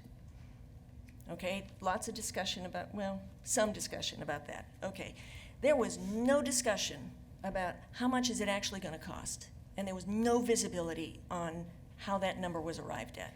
Correct? All we As saw far was as the you- information, yes, as was far very as you can limited. tell. Okay. And I would say that what was presented was cost per square foot information for the proposed projects relative to what the cost per square foot had been to the 2012 projects without a lot of discussion or justification for the different climate that we might be operating in and what should the soft costs be and all that. It was just, this is what it costs to deliver Franklin and Roosevelt on a cost per square foot basis. This is how we're extrapolating in this Okay. next phase. And that was clearly inadequate. Yeah. So, okay, so, you know, here's a $64,000 question. What processes need to be in place to ensure, when we talk about planning for the 2020 bond, what processes need to be in place to ensure that decisions are based on reliable cost of estimations and the bond package is actually feasible? And how should the board structure its role in bond development to perform appropriate oversight and ensure good policymaking? That's the question. That's the bottom line. How do we make sure this doesn't happen again? Because what you're saying is that this board, or that board, the board at the time, got the same kind of information that other boards get. That is not comforting to me. So, how do we make sure this doesn't happen again?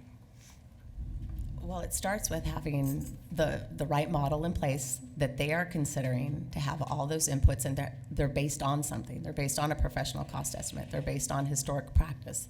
Could be based on comparables because there's not one number that's going to work. And then they should provide that information to you with some detail, not just a cost per square foot or not just a one item that's going to cost, $100 million. And then you as a board, if you get that information, might say, I need more detail. Mm-hmm. What Okay. are the components that make that up? Okay, here's the reality. I don't know about construction costs, I mean, that's not what I do.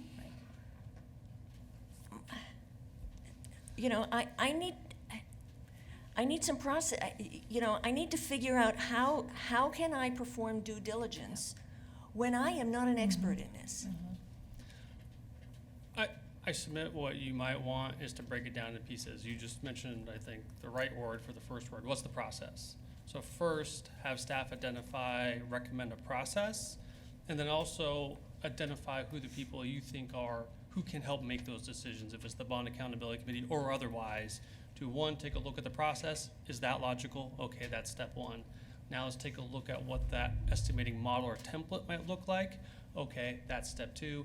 Then, once you've cleared those hurdles, you're now down into the details. You're further down the line. So when that information comes, you're getting it, that's been vetted, you're getting the right amount of detail, and you understand that the template format, the model that it's in, is the appropriate model. So I think by breaking it down into those pieces might give you that level of confidence that you need, that you're getting the right information when it comes to you.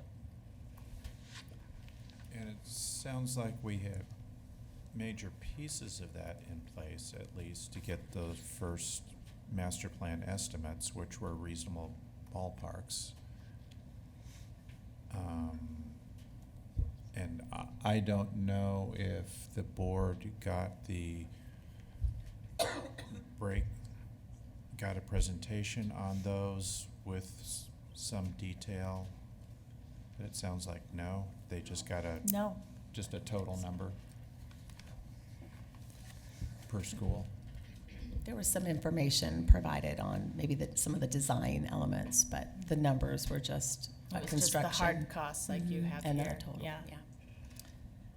So I almost forgot my question. Sorry. It's theater tonight. So I want to go back and first I'm going to correct that Director Anthony corrected me. It's 1.01 billion, not 1.1 billion. So just to be correct, although it's still a very big differential. So I think every one of us wants to be able to tell the community this will never ever happen again. But I don't think that we yet have the data, because I don't have a clear understanding from this.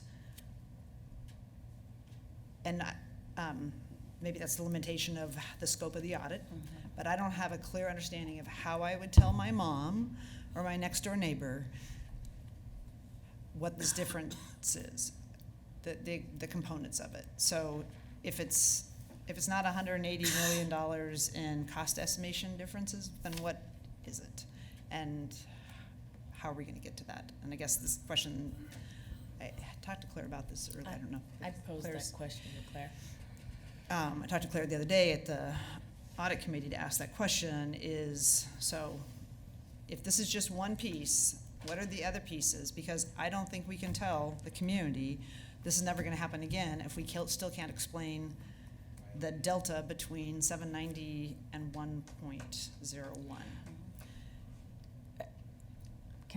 Can I add? I guess I want to, like, how do we get to that answer? Do we need phase 2 of the audit? Because I thought this was what we were going to get tonight, but I'm still not finding the answer to tell my mom, my next door neighbor. We might need to put some thought into that, but because I think there's more than one way to tackle that question, because it's very nuanced. It seems very simple, but it's actually very nuanced. So I'll go back. Let's say we talk about the document that we saw of April of last year that had that range. And if you're going to measure against something that's pre-bond, you need to pick a number in there, if you will. So let's say just for the sake of argument, we picked the high end of the range, which is the most conservative. That's over $1 billion. That would be your answer right there. Done. It was estimating. But that's not really it. You probably would pick something in the middle. So if we pick the middle and wanted to measure against that, some would be cost estimating, some would be additional scope, some would be just more escalation than anyone really anticipated at that point in time, and some other factors that they're not mutually exclusive. So there would have to be some assumptions in there, no matter which way you took a look at it.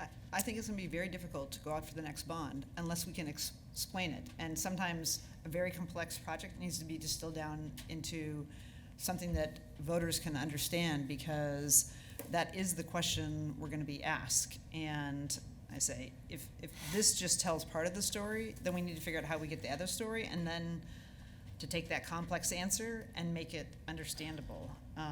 Because otherwise, I think there will be the continuing question of why is there the difference between 1.01 billion and 700 and what the voters approved.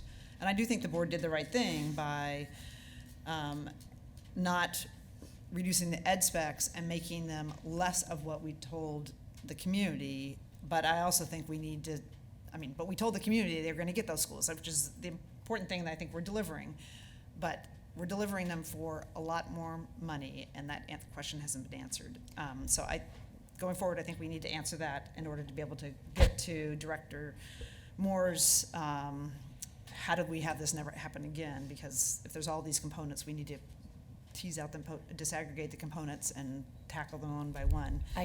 can I just piggyback on that for 1 second? No, I'm almost done. And then I had just 2 questions. Did you interview any former OSM staff? It looks like it's just current. No, we did not have access to them. Okay.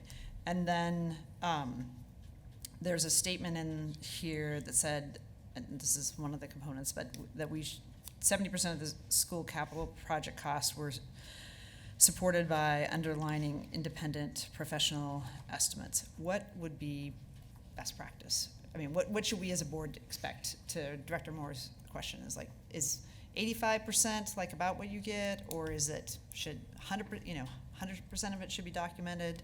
We got 70. What should we going forward? What should we insist upon as the standard? Well, if the 70% relates to the hard cost of a project. So if you're talking about a project, you would go out for a professional cost estimator, and so you would expect that full amount to be supported. So 100%. Sure. For your $150 million for capital projects for the improvement, you would want all of that supported. And there looks like there was data there. It wasn't all available to us during our audit. For the program-wide costs, those aren't going to have a professional estimator can't come in and say, this is the number, because it's a range, how you're staffing it for your specific project.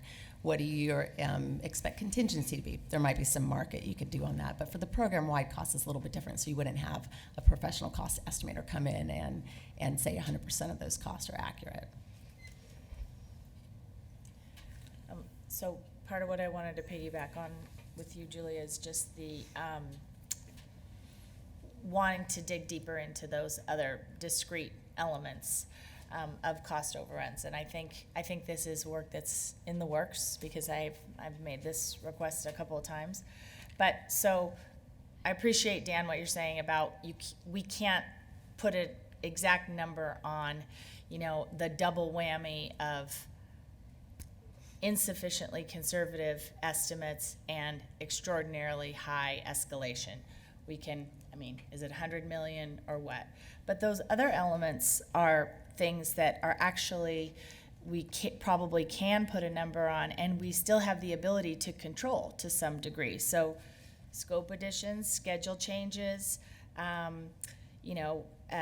we do our contracting relative to conditions of the labor market, changes to the ed specs, design and permitting requirements. Some of those things we still have an opportunity to influence. So I would like to see how do each of those things line up in terms of all of those other additional costs.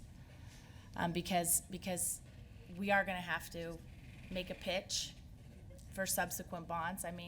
My commitment as a parent volunteer is we have 30 years of investment to make in our schools. And I believe the reason that this community passed the 2017 bond is because the 2012 bond was delivered on time and on budget with strong management.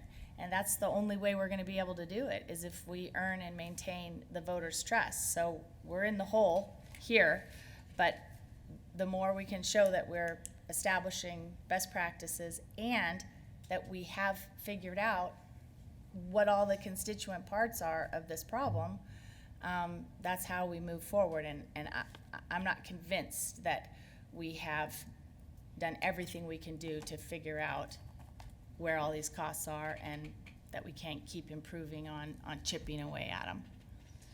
Yeah, I think that's fair, and OSM is still in the process of doing a lot of things. The OSM spends a lot of time making sure that the designs are very efficient, doing structured value engineering exercises, getting peer reviews from other engineers, also having third-party contractors come take a look at the work that's going on by our design teams and our contractors that are already on board, a number of different things. And we also have a professional cost estimate right now, taking a look, comparing our costs to other local district costs, our costs to the market in a whole, and actually comparing some of our current projects to our recent projects, just so it can give us more data on where are these cost increases and what are they attributed to. No matter what, there will be some assumptions in there, and I think we just need to be clear that there are assumptions, because we can't tease out everything to that level of detail. But I think we can put work in and say, this is what is reasonable that caused these changes, in our opinion. Yeah, thank you. So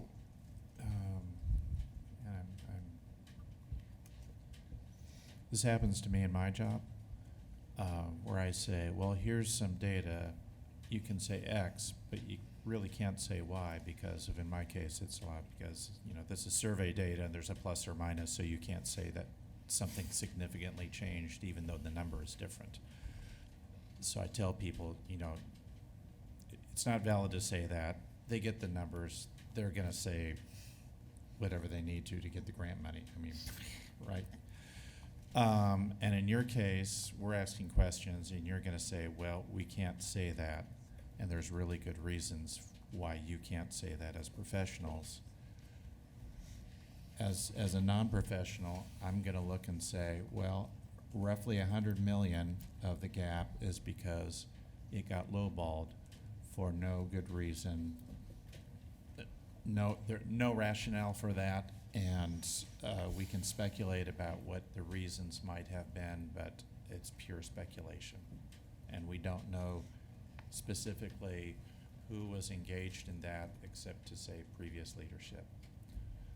We can say a number of things that Director Moore spelled out in terms of 3 different groups looked at it and did not ask the questions, and yet that isn't really, unfortunately, it seems to be comparable to what the process that other districts go through.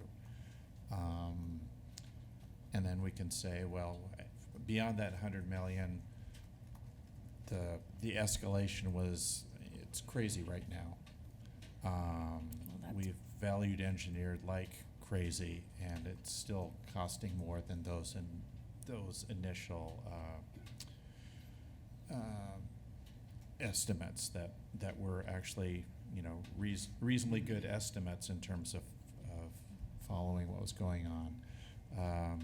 So I think we can roughly split the difference that way and say it's complicated.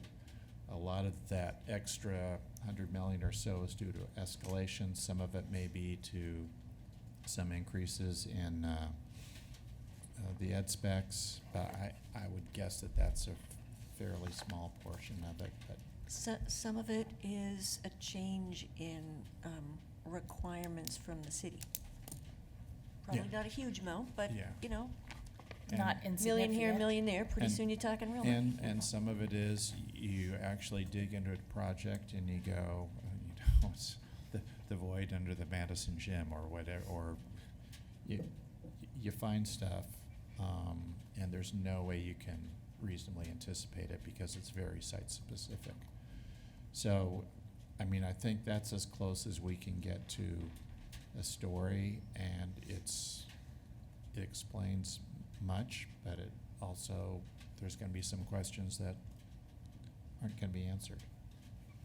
I think it's a story that needs to be linked or anchored to Yeah. the audit findings. Yes. As much as possible, and if this is just phase 1, the other piece as well, because I think that's an important piece of independent credibility. I think you had a good narrative going there. It just needs to be linked back to So that narrative plus data. all the processes we're doing now that Dan alluded to, a number of them, and a number of them are in your report.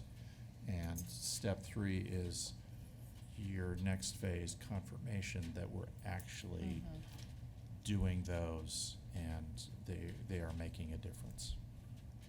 Because you have a continuing audit function. Yes. Yeah.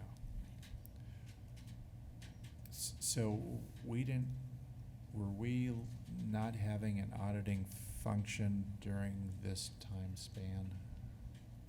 There was a what was the time? Yes, There there was was a performance audit on the bond. Yeah, they followed different standards, the consulting services standards, but yes, you had 4 other audits for the 2012 bond. Oh, So I don't know okay. all their scopes. But Nothing to So, audit As before far as I know, there was no auditing function related to the development of the 2017 There's bond, no right?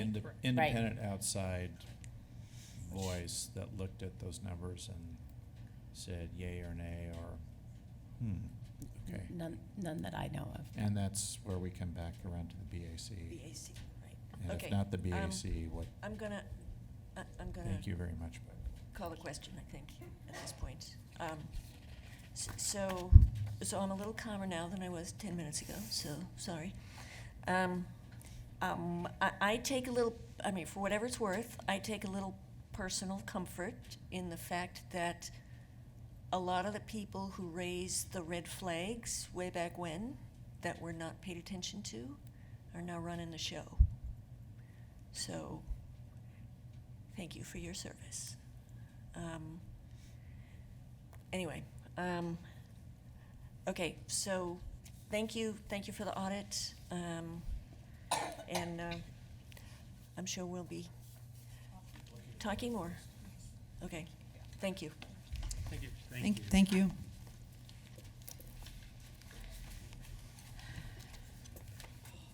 Okay. Next item, inter-district transfers. Last week, the board received a report on inter-district transfers and are ready to vote. The board will now consider resolution number 5869, 2019-20 standard inter-district student transfers. Do I have a motion and a second on resolution So number moved. 5869? Second. Director Bailey moves, Director Constamp seconds the adoption of resolution 5869. Ms. Houston, is there any public comment? Okay, is there any board discussion? So I would just note that we all received a public comment in our email. So We did? at, it just got sent through, but it came through at 10:52 from Natalie Havel. Okay. Like, yes. So just want to flag Okay. that. Is there, I did not see that. Is there anything that we ought to be concerned about? And anything that, Would you like me just to summarize? Yes, please. Thank you. It relates to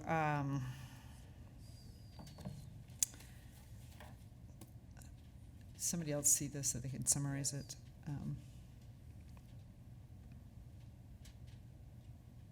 Sorry, it's longer. Okay, unless PPS is going to offer gifted programming for students to rate and level, least they can do is allow them to escape. It's bad enough that access is now capped, but there is no gifted high school options in Portland. Rather than expand opportunity, that there's obstacles, and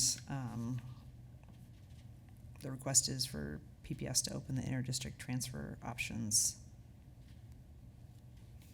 Did I summarize that? I think in basically the opinion that we're going backwards in terms of math and science in terms of the requirements for, say, freshman science feels like a do-over rather than students being able to work at their rate and level. I'm saying that's what's expressed in okay, the letter. so this is a comment asking for the ability to do inter-district transfer. Yeah, transfer out. Okay. For talented and gifted because of the lack of rate and level Okay. options. I do have one, can I just ask one question that I Yep. didn't ask last week? And I don't know if this is Judy, but how do we define as space is available? Is that a, like, 90% of building utilization? Because I see that as being potentially a subjective, but maybe it's not, maybe it's a. Good evening. It is a subjective measure, certainly not as scientific as we'd like it to be. One of the reasons that we do inter-district transfer processes after we handle all of our PPS lottery and the majority of our PPS petitions is we know whether we've been able to, through working with principals, accommodate PPS students before we can know if there's going to be space for non-resident students. But essentially, we work with principals by grade level to see if there's space in that grade level for additional students. So for example, we wouldn't allow students into Franklin, which is over 1,900, or Lincoln that's full. I mean, is that the case? I mean, when they're over their capacity, the answer is no. Yeah, if we're not allowing resident students to transfer in, we're definitely not allowing non-resident students to transfer in. Thanks. That's not that subjective. Okay, any other discussion? The board will now vote on resolution number 5869. All in favor, please indicate by saying yes. Yes. All opposed, say no. Any abstentions? Resolution number 5869 is approved by a vote of 7 to 0.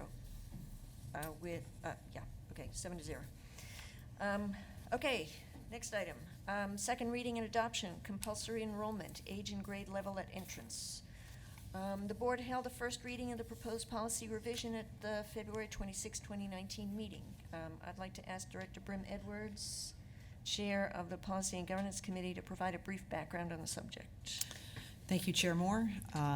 This is a policy revision that was brought to us at the request of the Enrollment and Transfer Department.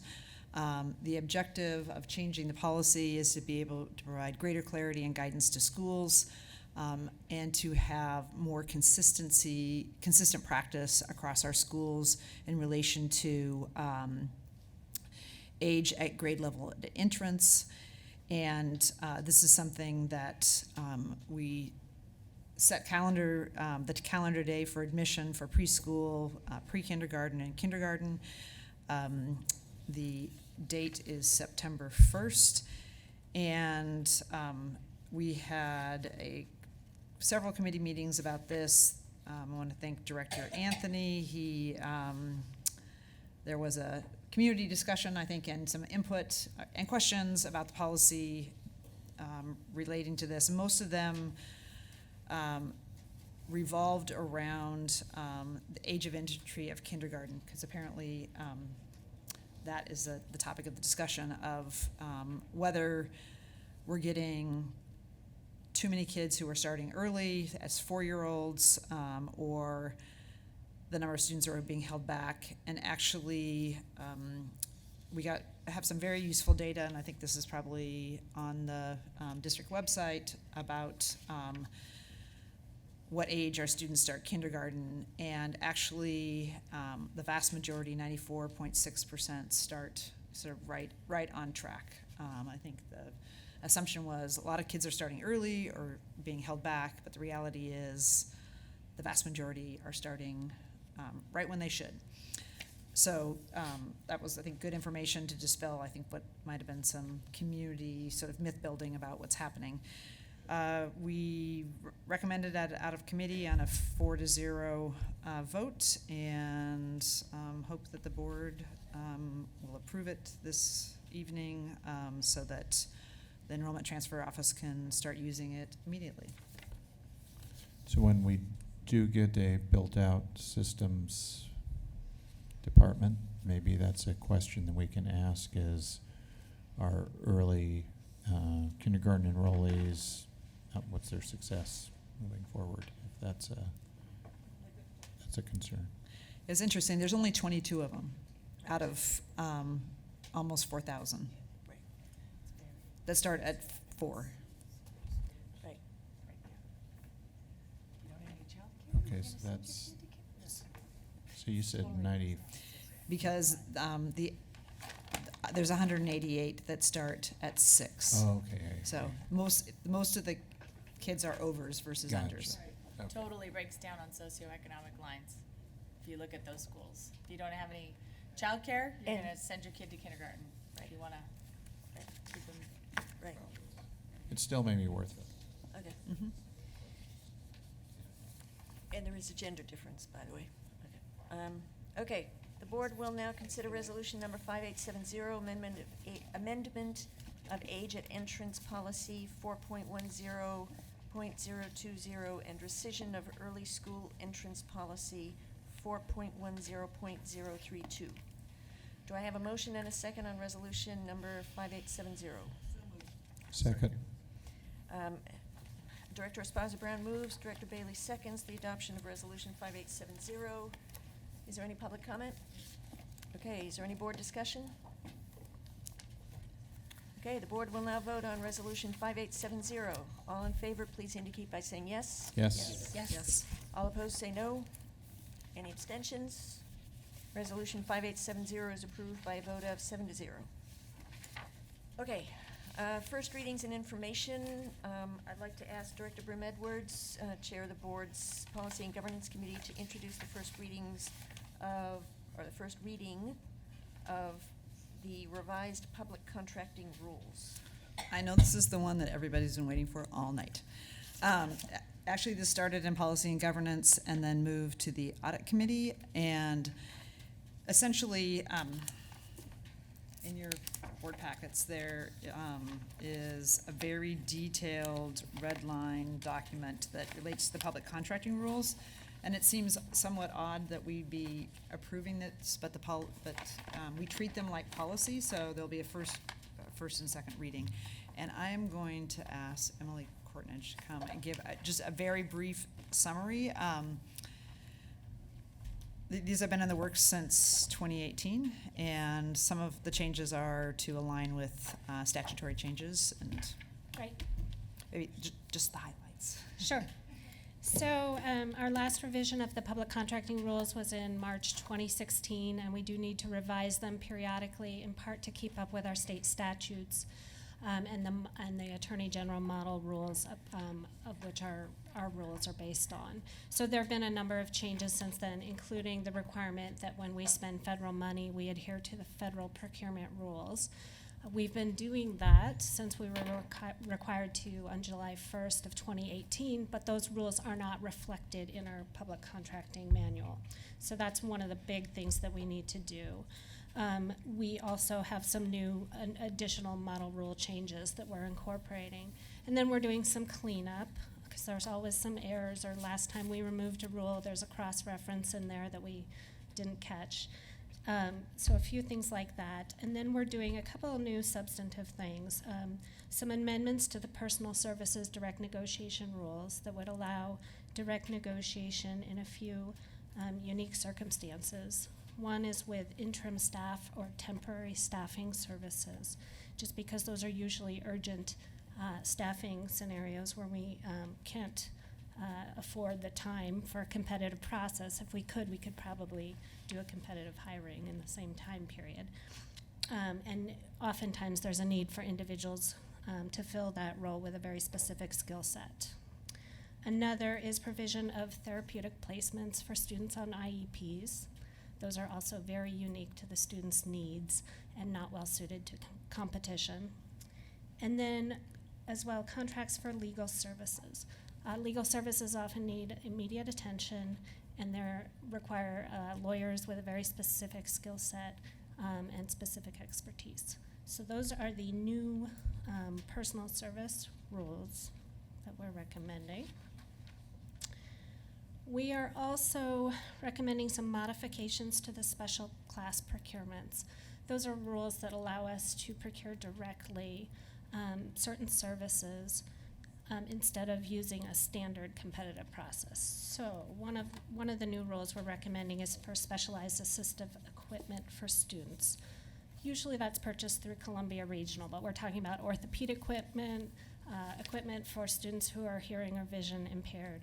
And those are, again, very specific needs, often customized, not well suited to a competitive process. And then finally, service, repair, or maintenance services for products under warranty. Usually if you don't go with the service provider, you're gonna breach your warranty. And then other times there's a proprietary system where you really have to use the authorized dealer or manufacturer. So those are kind of variations on a sole source scenario, but by creating specific special class procurements, we avoid the sole source paperwork and justification process. Finally, there's two more things. We're recommending removal of the informal RFP process for Division 48, that's architecture, engineering, and related services.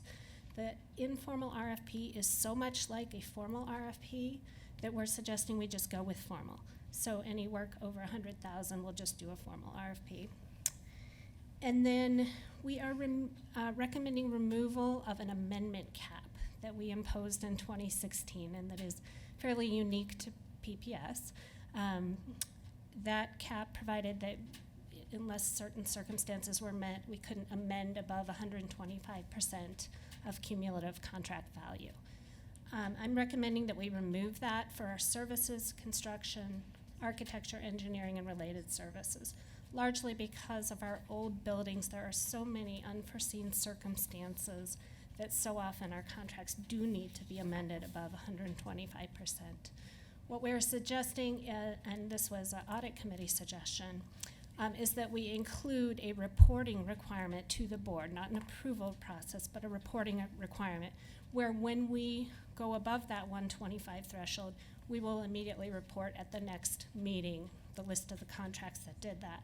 And then again, if they go above 150% of original value. So that is the very quick and dirty summary of these changes.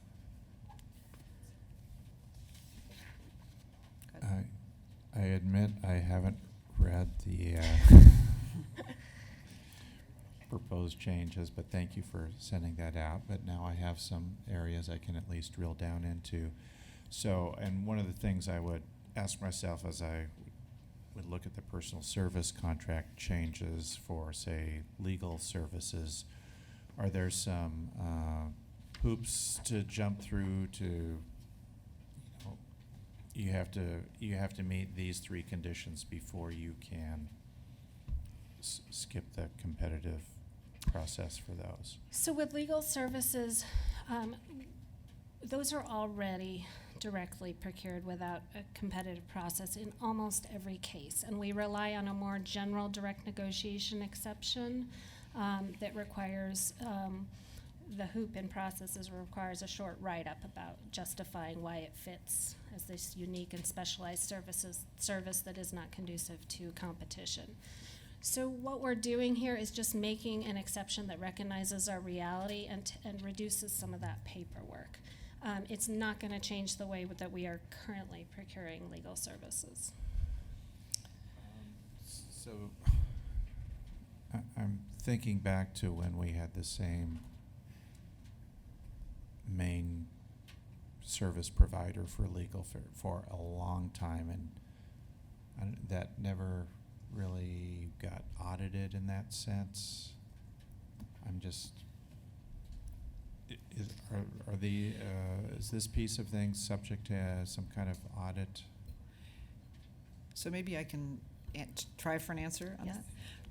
One of the things, these are really the procurement rules, and I think there's a separate body of work, and that's around sort of oversight and approval.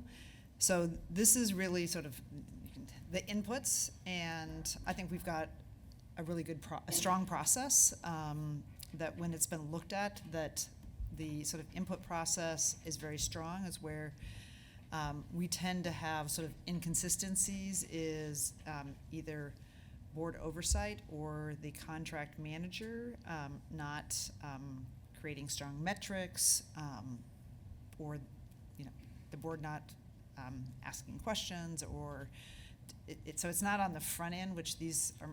Am I getting this right? Yeah, that's right. These rules are concerned with the procurement process and not how contracts are managed. So we're really looking at with legal services contracts that doing an RFP when you have an urgent legal issue is not really a viable way to procure those services. So the real issue with legal services is then how do we manage those contracts and make sure that they're performing as required. And I know Liz has done a lot of work on that, and I if she were here tonight, I know she would speak in support of this change as she has in committees as well.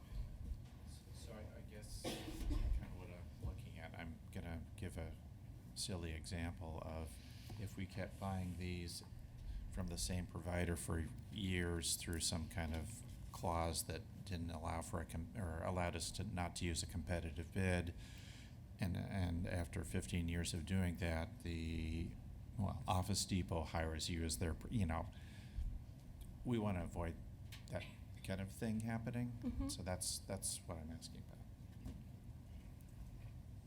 That really gets again to the management piece. Well, but it's also who decides that we're buying these. Right. and I'm sorry, I didn't mean to implicate Office Depot. Wonderful company, I go there all the time. That's more on the front end of deciding who we go with, and we want to make sure that there's no opportunity for any kind of coziness. I know in the last 2 years that Liz has definitely diversified our legal services a great deal by reaching out to a number of different providers. And we're doing more contract bidding. Do you want to speak in the microphone? Sorry. We're also engaged in more bidding practices to help diversify our legal team, outside legal team.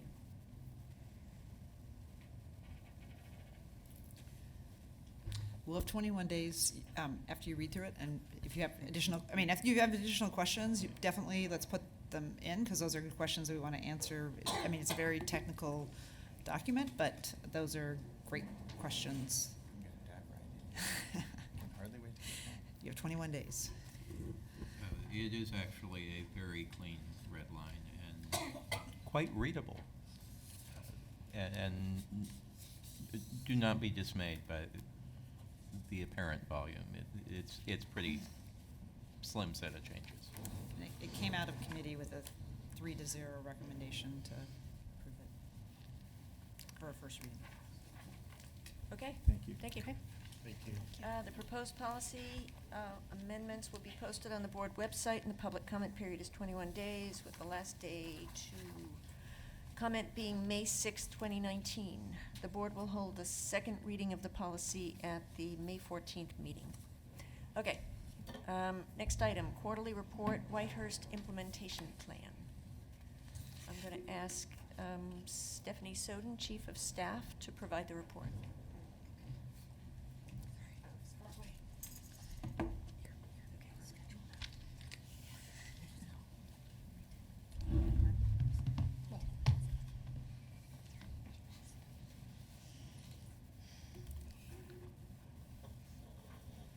Good evening. I was just trying to pull up my notes. Stephanie Soden, Chief of Staff. I'm here today before you, along with members of the implementation team, to provide our 4th quarterly update to the board. This is our progress on the implementation of the recommendations around student safety resulting from the Whitehurst investigation. So as you know, last May you received that report. And we've been working as a cross-functional team on a variety of strategies to achieve the 16 recommendations outlined in that report that you received last May. And in general, they're categorized into 4 groups around training for staff, contractors, volunteers, anyone who's around our students, incident tracking, reporting, and response protocols, investigatory practices and outcomes, and then strengthen laws and policies. So today, so we go through in our report that's posted, we go through each of the 16 recommendations and where we are not yet finished, but we have a timeline. We have shared with you progress where we are as of today. So I just wanted to briefly touch on a few areas and then open it up for questions if you have any. So training, like I mentioned, is a huge priority, and it's since this came about, it's been our #1 priority. So I just want to remind you that while you have a training matrix that explains different employee groups and the type and depth of training, I just want to remind you all that all employees at PPS have to go through child abuse and sexual misconduct training every year. So that's, I don't know if that's indicated on that chart, but we all go through really good training. It's online, it's required, and it tells us not only how to recognize and identify problem behavior, but what to do, who to report it to. So you have a detailed matrix of different employee groups who have received the protocol training and incident response. So that's the sexual incident response coordination and the adult sexual misconduct response, ASMR. And so right now you see certain groups haven't gone through that. That's because we are not going to ask some groups to actually even go through that protocol training. We know that every school building, for example, you'll see on there it doesn't have teachers going through there, and Chair Moore asked me about this today. We don't expect teachers to go through that protocol training, but we expect them to go to the training everyone goes through and know how to recognize and identify problem behavior and then report it to their school compliance officer, which is most likely their principal or administrative staff at the building. What's really enhanced our training? Oh, I'm sorry, do you have a question? Well, I just want to make sure so the training that we're talking about on this, matrix thing? Yes. This is focused on like administrative procedures to deal with any reported or potential incidents. You'll see there's full CERC and ASMR, sorry to speak in acronyms, and limited trainings for both of those. And yes, you received full training in both of those. The entire board and senior leadership team did in December. That's more than we've identified some employee groups to have to go through. What they need to know is what to recognize, how to identify it, and where it goes. And then there's a lot of responsibility on who they send it to follow up. So obviously. this is the training for who they send it to? Yes. Okay, but everybody in the district Yes. who has direct contact with students in any capacity is going to get full training in what you're not supposed to do. Sexual And how to misconduct training. recognize Child abuse. Right. Yes. Okay. So we expect employees to go through that every year, is that correct? Will we get the online training? Yes. Yes. We're going to be developing that. Okay. So adding to our capacity around training, I don't know, I think since the last time we were before you, we have welcomed Alex Call. He is our Sexual Incident Response Coordinator, or CERC coordinator, which is kind of repetitive. He reports to the Office of Student Support Services team and works directly with the threat assessment and rapid response teams under Chief of Student Support Services, Brenda Martinek. So he is also building out the training. They've also done some evaluations of how training have gone, and they'll continue to revise how those get rolled out. And we are currently working on training for contractors and volunteers.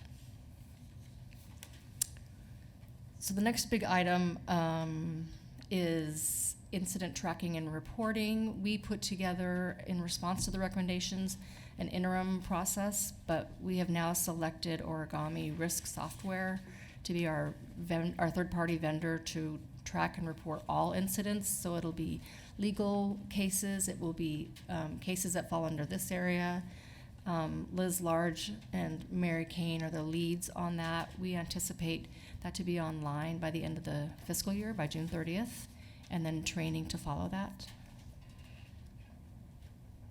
We are also related to softwares. We are also talking to several vendors, Jonathan Garcia and Chief Technology Officer Don Wolf are leading a team that's looking at software for to better link up our volunteer database in schools to our security team and other teams here.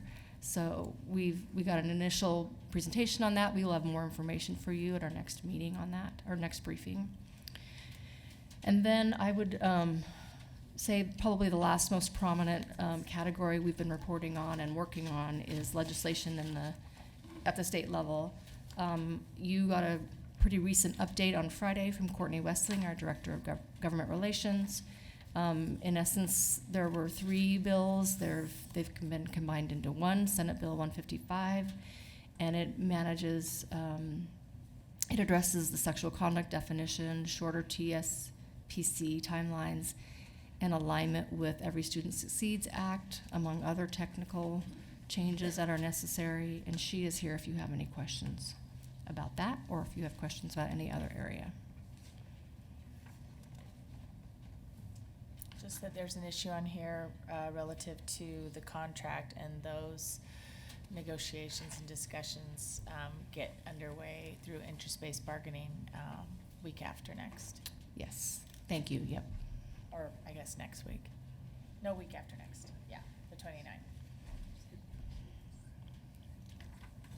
Couple questions. I do want to point out, I'm sorry, you have a different hard copy version. We noticed this morning there was an error. I'm sorry, I've meant to mention this at the top.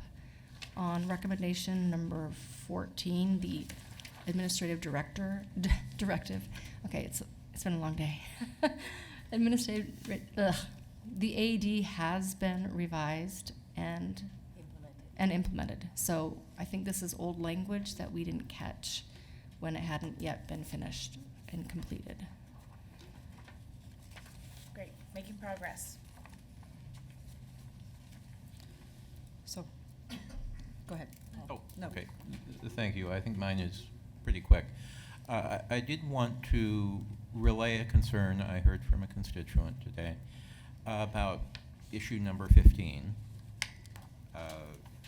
requiring employees to check with the HR department before giving a reference for another employee. It might be good to look at how other organizations handle that issue. I don't know if we've done that or not. I certainly understand the history and the need, but will a negative answer stigmatize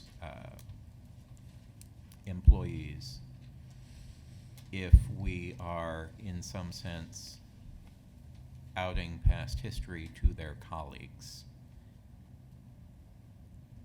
If we have a... I'm going to welcome Sharon So- Reese up here. Good evening.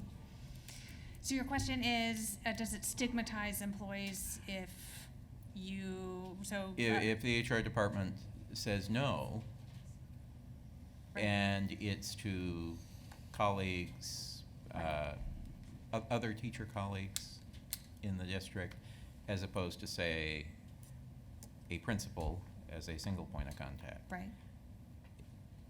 Especially given the climate in which we are making these recommendations. Right.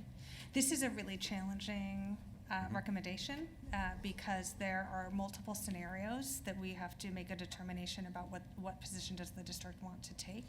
So we are working through a series of recommendations and thinking through what are the intentions and the unintended consequences that might result from a policy decision or approach that is applied in one approach is not necessarily going to apply to every single situation. So do we Yeah. restrict other teachers, for example, from speaking about colleagues or former colleagues, and can we do that?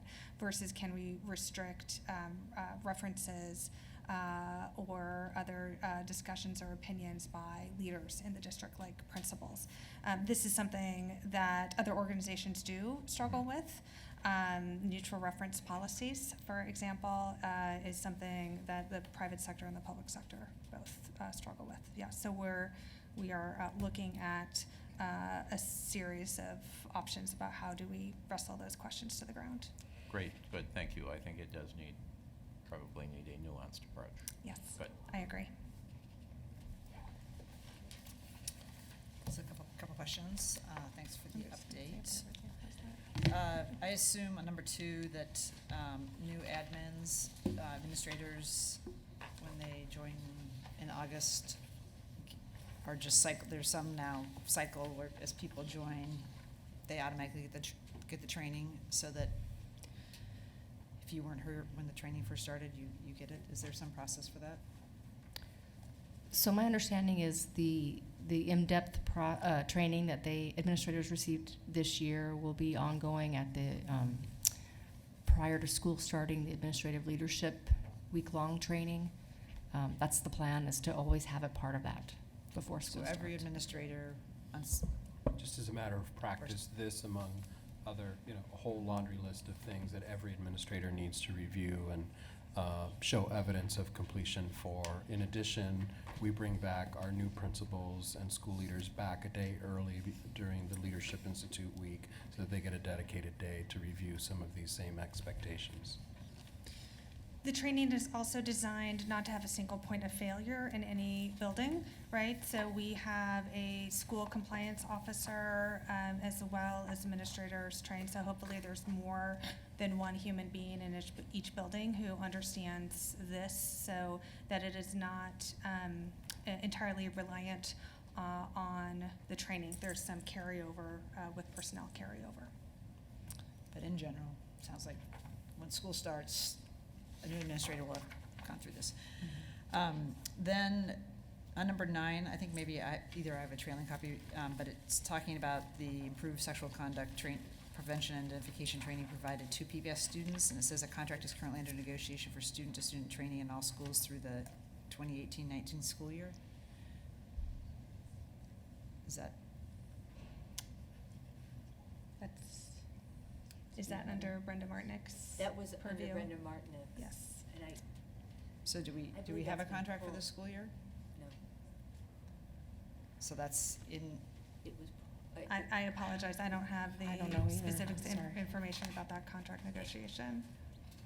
My understanding, it was paused, and I don't have information now as to why that it was paused, but we can get back to you with that information. great, it'd just be good, because it looks like it's either old data or Right. it needs to be updated. Thanks. Let us ask Brenda and get back to you all on Yes. that. Thank you. Then I have one other timeline, or 2 timeline questions. On number 8, maybe you covered this and I missed it, but why did the deadline for sexual conduct prevention and identification training for volunteers and contractors slip?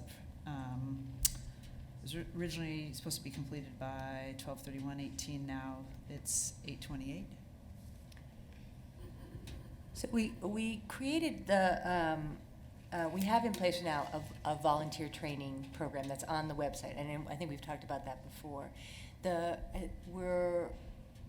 What we didn't recognize was how difficult it would be to capture the number of contractors and whether and how they are, if they are interacting with students. So we have, I think when we asked to collate the data, it was 15,000 contracts. And so from that, we've been trying to work with security services to help us identify, if we can figure out what persons are working under those contracts. And it's proven more difficult than we had anticipated. But we're still on it, and we are So that's looking more for that on the information. contractor side versus if you're like a volunteer going into like a smart reader. Currently, the volunteers we have on the volunteer website, the trainings.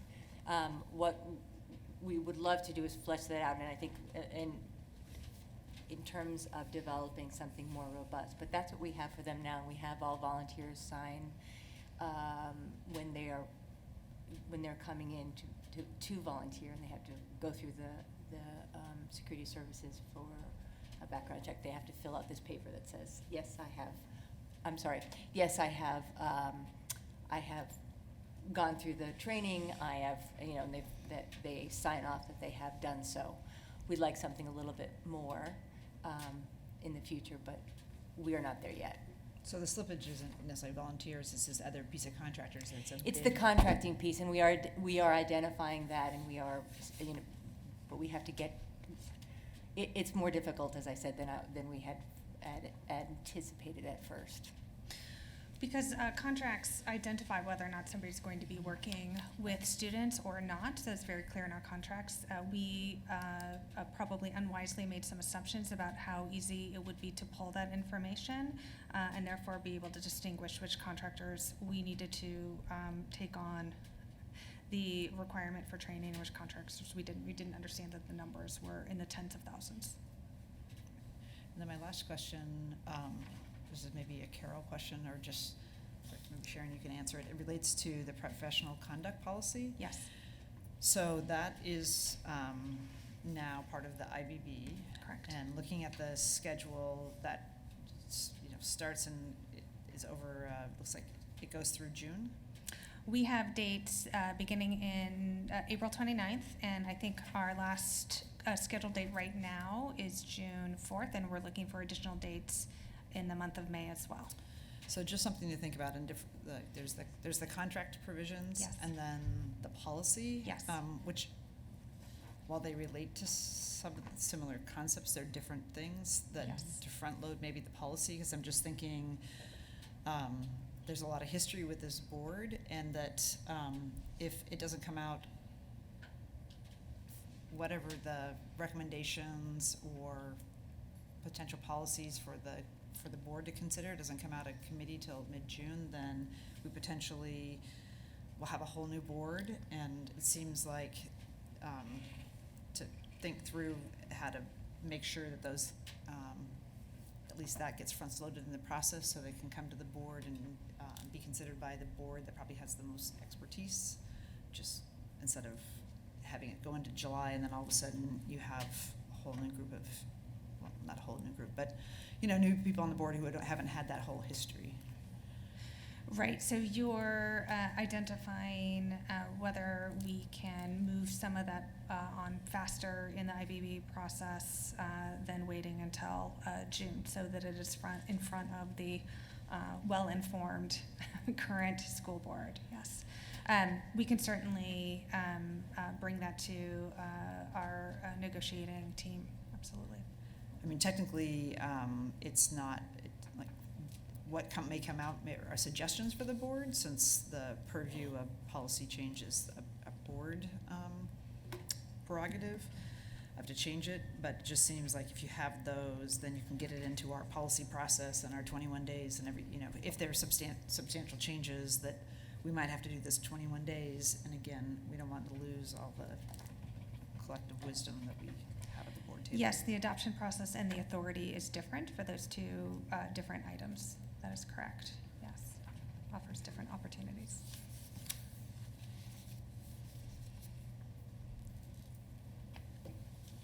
Any other questions? Okay, thank you. Thank you. Oh my God, you're right on time. Okay, next item is the business agenda. The board will now vote on the remainder of its business agenda, having already voted on resolutions 5869 and 5870. Ms. Hewson, are there any changes? Okay, do I have a motion and a second to adopt the business agenda? So moved. Director Constant moves, and Director Esparza Brown seconds the adoption of the business agenda. Is there any public comment? Okay, is there any board discussion? Okay, the board will now vote on the business agenda. All in favor, please indicate by saying yes. Yes. Yes. All opposed, say no. Any abstentions? The business agenda is approved by a vote of 7-0. And the next item is board, committee, and conference reports. Do we have any?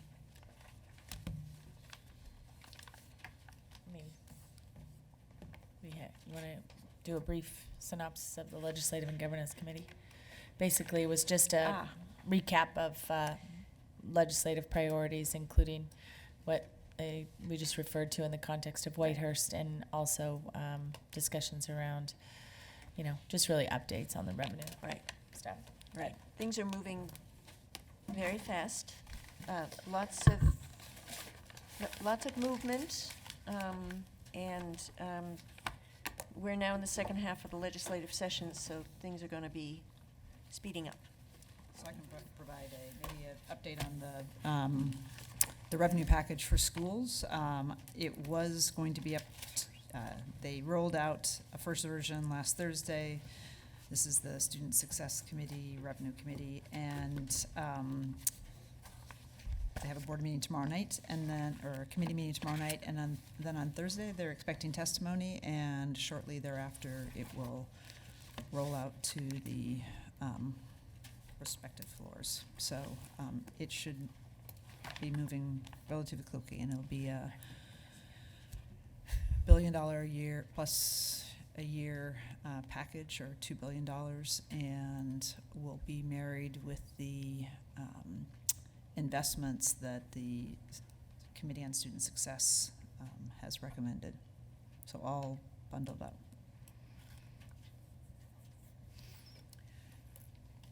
Okay. Is there any other business? Okay.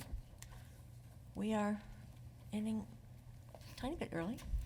Well, that's all So, relative. I think it's time to talk about stuff for at least another 20 minutes. 20 minutes, I was gonna because, just- You know, we Okay. got at least 12 minutes more before we're supposed to adjourn. I just have a true. quick staff announcement for those that didn't get the early announcement. Staff, you're excused. We're canceling our Yes. leadership team meeting in the morning. I appreciate your endurance on this yet another 14-hour day and working through the weekend. The critical mass of exhaustion was pretty apparent in the room. Okay. Good night. Okay, the next meeting of the board will be a work session on April 23rd, 2019. This meeting is adjourned.